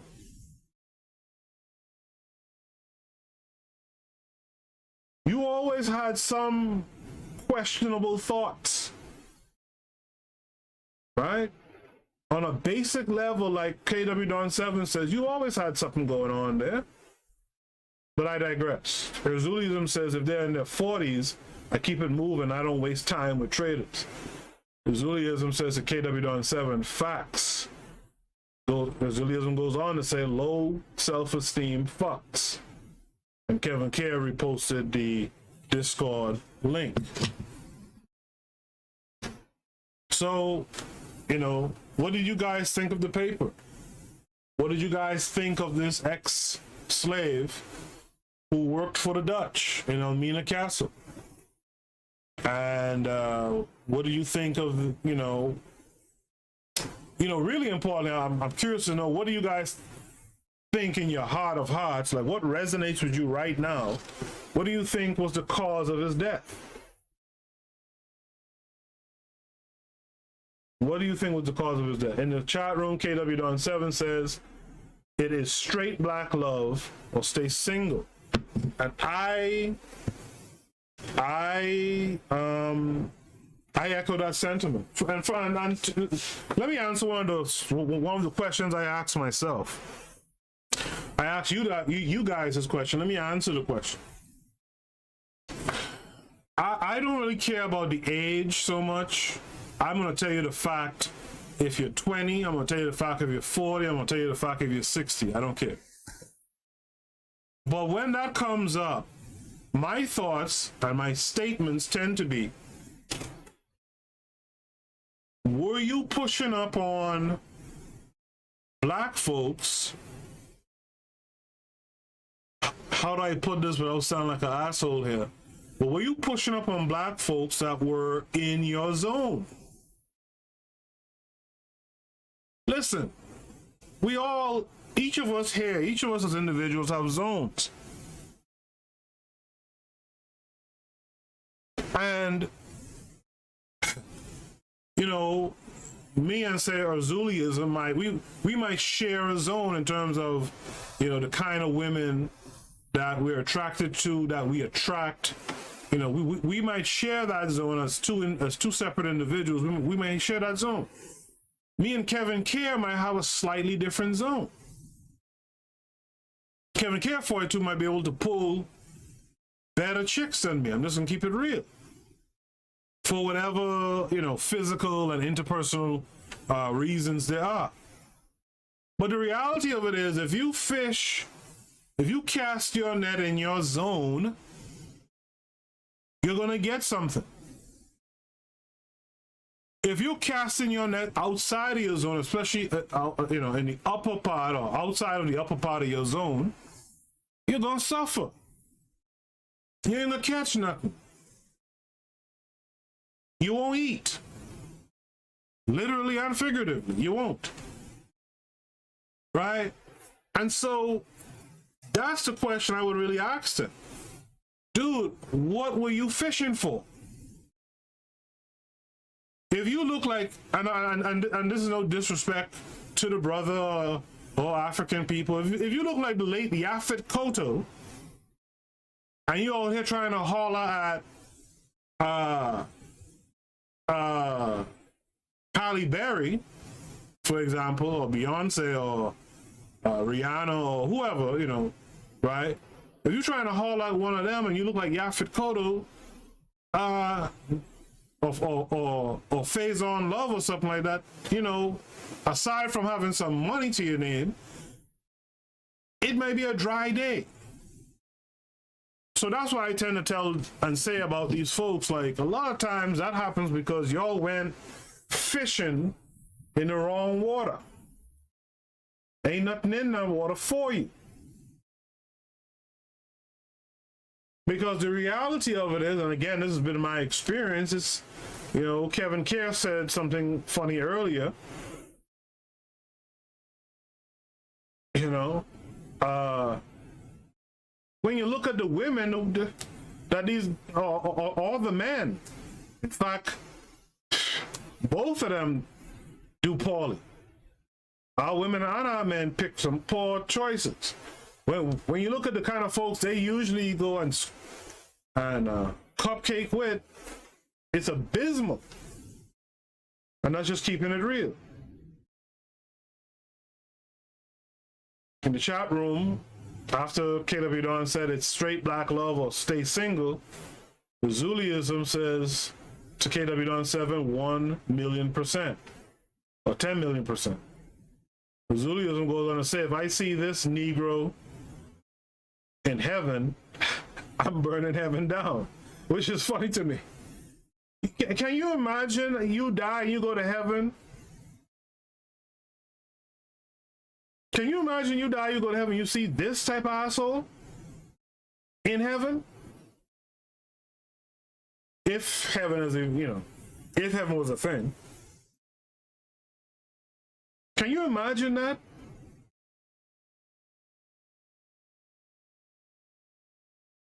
In fact, I would be more upset to see this Negro in so-called heaven than to see Hitler or someone in heaven. Zulism said, I just think a 40 and 60 it is a waste of time.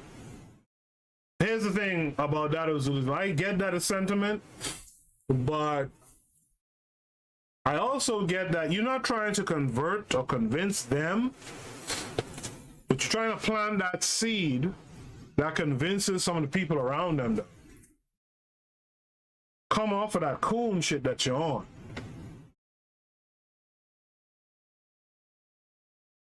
Zulism says the things the people you trying to catch are fucked up themselves. He says, nah, you foul. Laughing his ass off.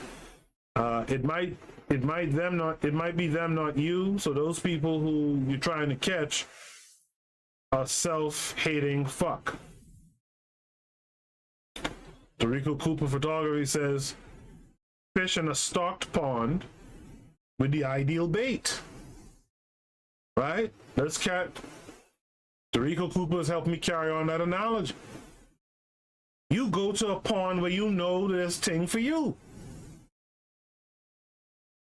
And you use the bait that's ideal for them things for you. I'm talking like I'm back home now, but that's how you're supposed to do them kind of things. That's the vibes right there.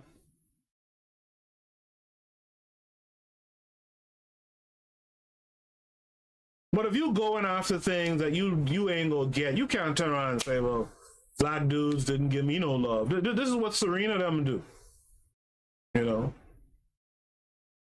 You got, you know, ran through by Common and everyone else, right? Here comes this white boy looking at it, looking at your wealth, and he's like, you know what? She thick and nice. She got some wealth too. I'm gonna go put a baby in that shit and have access to some of that wealth. And he did come with some of his own wealth too. I think he's the creator of Reddit or something like that, right? But after you've gone and dealt with, you know, dimwit assholes, a bunch of rappers and all kind of stuff like that, and then, you know, then you'll sign up and say, oh, well, black guys wasn't checking for me. This guy came along and wanted to marry me and all that stuff. You're goofy for that type of stuff.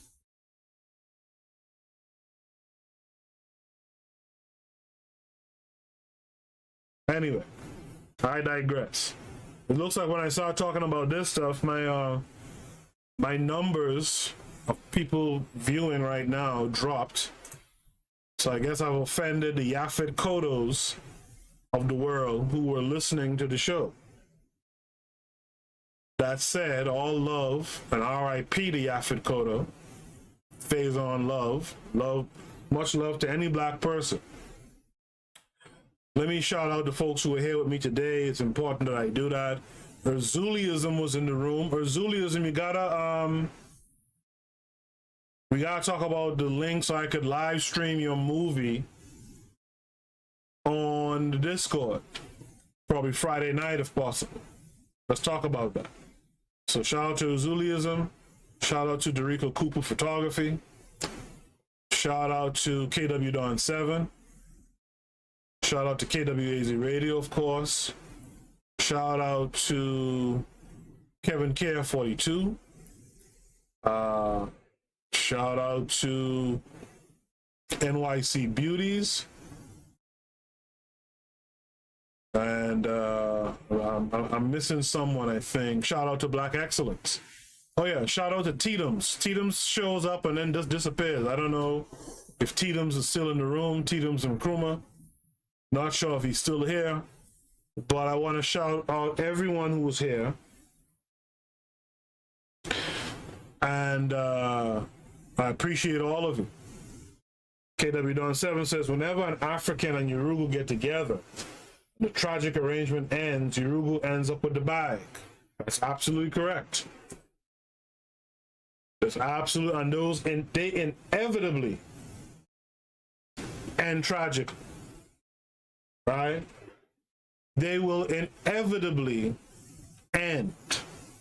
You can put money on that. Rico Cooper says they need to read The Black Man's Guide to Understanding the Black Woman by Shahrazad Ali. You know, I have that book.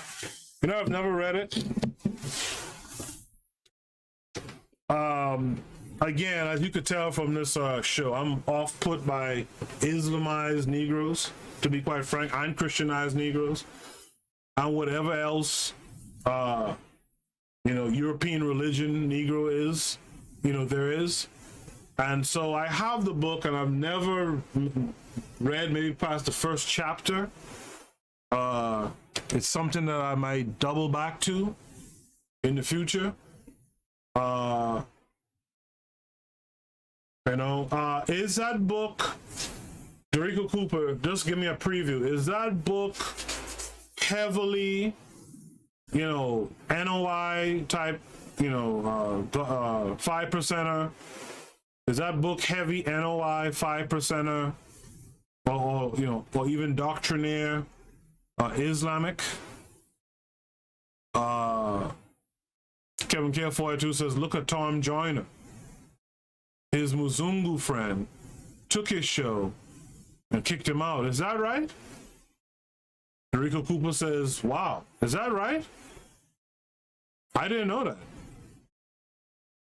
I didn't know that. I know he had, I had heard he wasn't doing his show. His show was canceled or something like that, but I didn't know it was like that.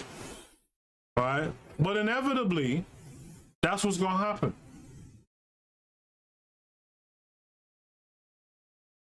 That's what's going to happen. Azuliism says that book is fire. Wow, when you put it like that, in all caps, by the way, makes me think I need to pick it up then. As a matter of fact, I think I shared it in the Bitter Medicine bookshelf.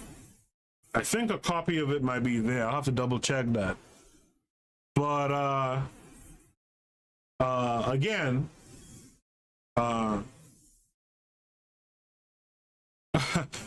Derico Cooper says it's required reading at all HBCUs and like 10 white schools. Wow. But no one still has answered the question, and you know, this is the last thing I'll ask. Is it a heavily NOI, you know, 5%er, doctrinaire Islam type of book? You know, is it all about Allah and the Prophet and all this kind of stuff? Just give me that and let me know. But like I said, I remember reading maybe the first chapter, if not just a few pages, and I don't know, something about it just never clicked with me, I guess, or resonated. So I'm waiting to get that one last answer. And Zuliism says no, not at all. He says that book doesn't really talk about Islam like that. Okay, good. Derico Cooper says she breaks down all the mess black women do to good black men. Okay. Cool. No, it is not. No, okay. Well, that's important for me to know. I want to thank you guys again for joining me tonight. We've been on for a good close to 2.5 hours. I've lost some concurrent listeners, but that's fine. I appreciate all of you who were here. I will be back on Thursday, so you should be seeing the reminder come up soon as to what the show topic is going to be. I have something in mind, but we'll see how it plays out. I want to thank you all. Derica Cooper says she just put black men on the game. Okay, you know what? Maybe next time I might I might discuss it a little bit, depending on how much reading I get to do of it. Maybe I'll discuss it somewhat. All right, maybe I'll do a show between Thursday and Saturday discussing that book. Kevin Care posts a link. You gotta let us know what the link is when you post it. Right, folks would like to know what the link is. Right. But until next time, guys, thanks for joining me tonight. I'll see you guys later on. If you want to continue, okay, that's the article to the Tom Joyner incident. Okay, great. If you want to continue this conversation, head over to the Discord, right? Head over to the Discord, come in and say, hey, I'd like to talk about ... We talked about this in the last episode of the podcast, or on a recent episode. I'd like to talk about this, right? Come through and talk about it. I see the guys in the chat room are still talking up this book, which is great. Us as black men got work to do, says Derico Cooper. Zuliism says that book is a must. Wasn't there a part 2 to that book? Or was the other book the reverse, about black women understanding black men or something like that? Wasn't there a part 2 or something of that book?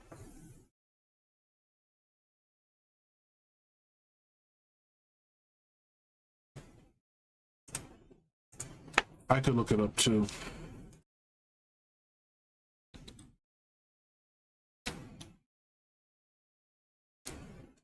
Yeah, let me just quickly see if I can find one. I know for sure there was a part 2 or similarly titled book, The Black Man's Guide to Understanding the Black Woman, and yeah, The Black Woman's Guide to Understanding the Black Man. So have you guys read the reciprocal book as well? Let me get this answer and then I'm gone. Have you guys read the reciprocal book as well? Because sometimes you can't just read things one way, right? We got to read things both ways. Have you guys read the reciprocal book, and do you speak as highly of it as the first book? Rico Cooper says nope, he hasn't read it. Azulism? Have you read the reciprocal book? Not yet. Okay. That's something we should then discuss it. You guys know I used to have a book club. Me and Carl Hezekiah used to run this book club, and I always think about that book club because it was a real joy. Not yet. No. Okay. It was a real joy to read that book, to have those discussions about those books. The problem was, we weren't getting the participation. People weren't getting the books, and it got to the point where folks were asking us to read the book online so that they could get like a free audio book type deal. No. Go and purchase the book, and join in the discussion. The same way we have discussions here, join in that discussion. It might be great to bring back the book club. I don't think I would want to run it again, but if Carl Hezekiah is down, it'll be great. Would you guys be down for a book club? An episodic book club show, like we used to do in the past with the Bitter Medicine Book Club? Would you guys be interested in something like that? Again, I wouldn't want to be the main host of it. I want to be a participant. I'd like to pair someone with Carl Hezekiah if he's interested. I haven't spoken to him about it in a while.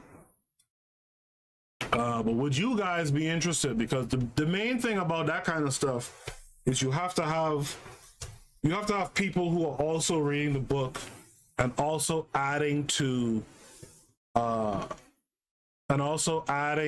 discussion. Like Derico Cooper just said, we can all get the books and take chapters. I mean, that would be ideal, right? That would be ideal, right? But that's something I've been thinking about. You guys will let me know either now or in the future if that is something you'll be interested in us bringing back, the book club. All right, I've been here 2 hours now, I think. 2.5 hours now, actually.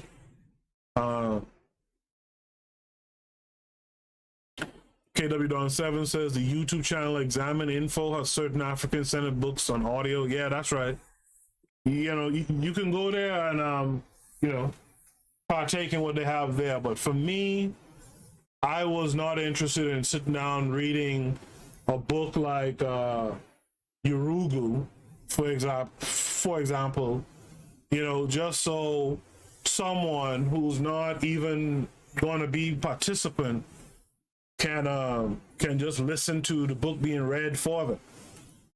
I think we got to elevate a little bit higher than that sometimes. Sometimes we just got to sit down and do some reading, do some research, and participate in it.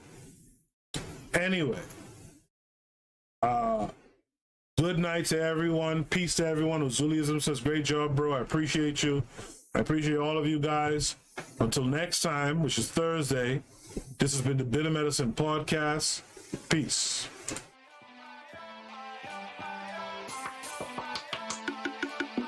Thanks for listening to the Bitter Medicine Podcast with your host, Koku. If you like what you just heard, we hope you pass along our web address, bittermedicineblogs.com, to your friends and colleagues, and share our show to all your social media. Be sure to check out our archive section on our website for previous podcasts. This has been a KWAZ radio production. Join us next time for another session of the Bitter Medicine Podcast. Follow us on Facebook at Bitter Medicine Show, Twitter, Bitter Meds, Tumblr, Bitter Meds, Instagram, Bitter Medicine.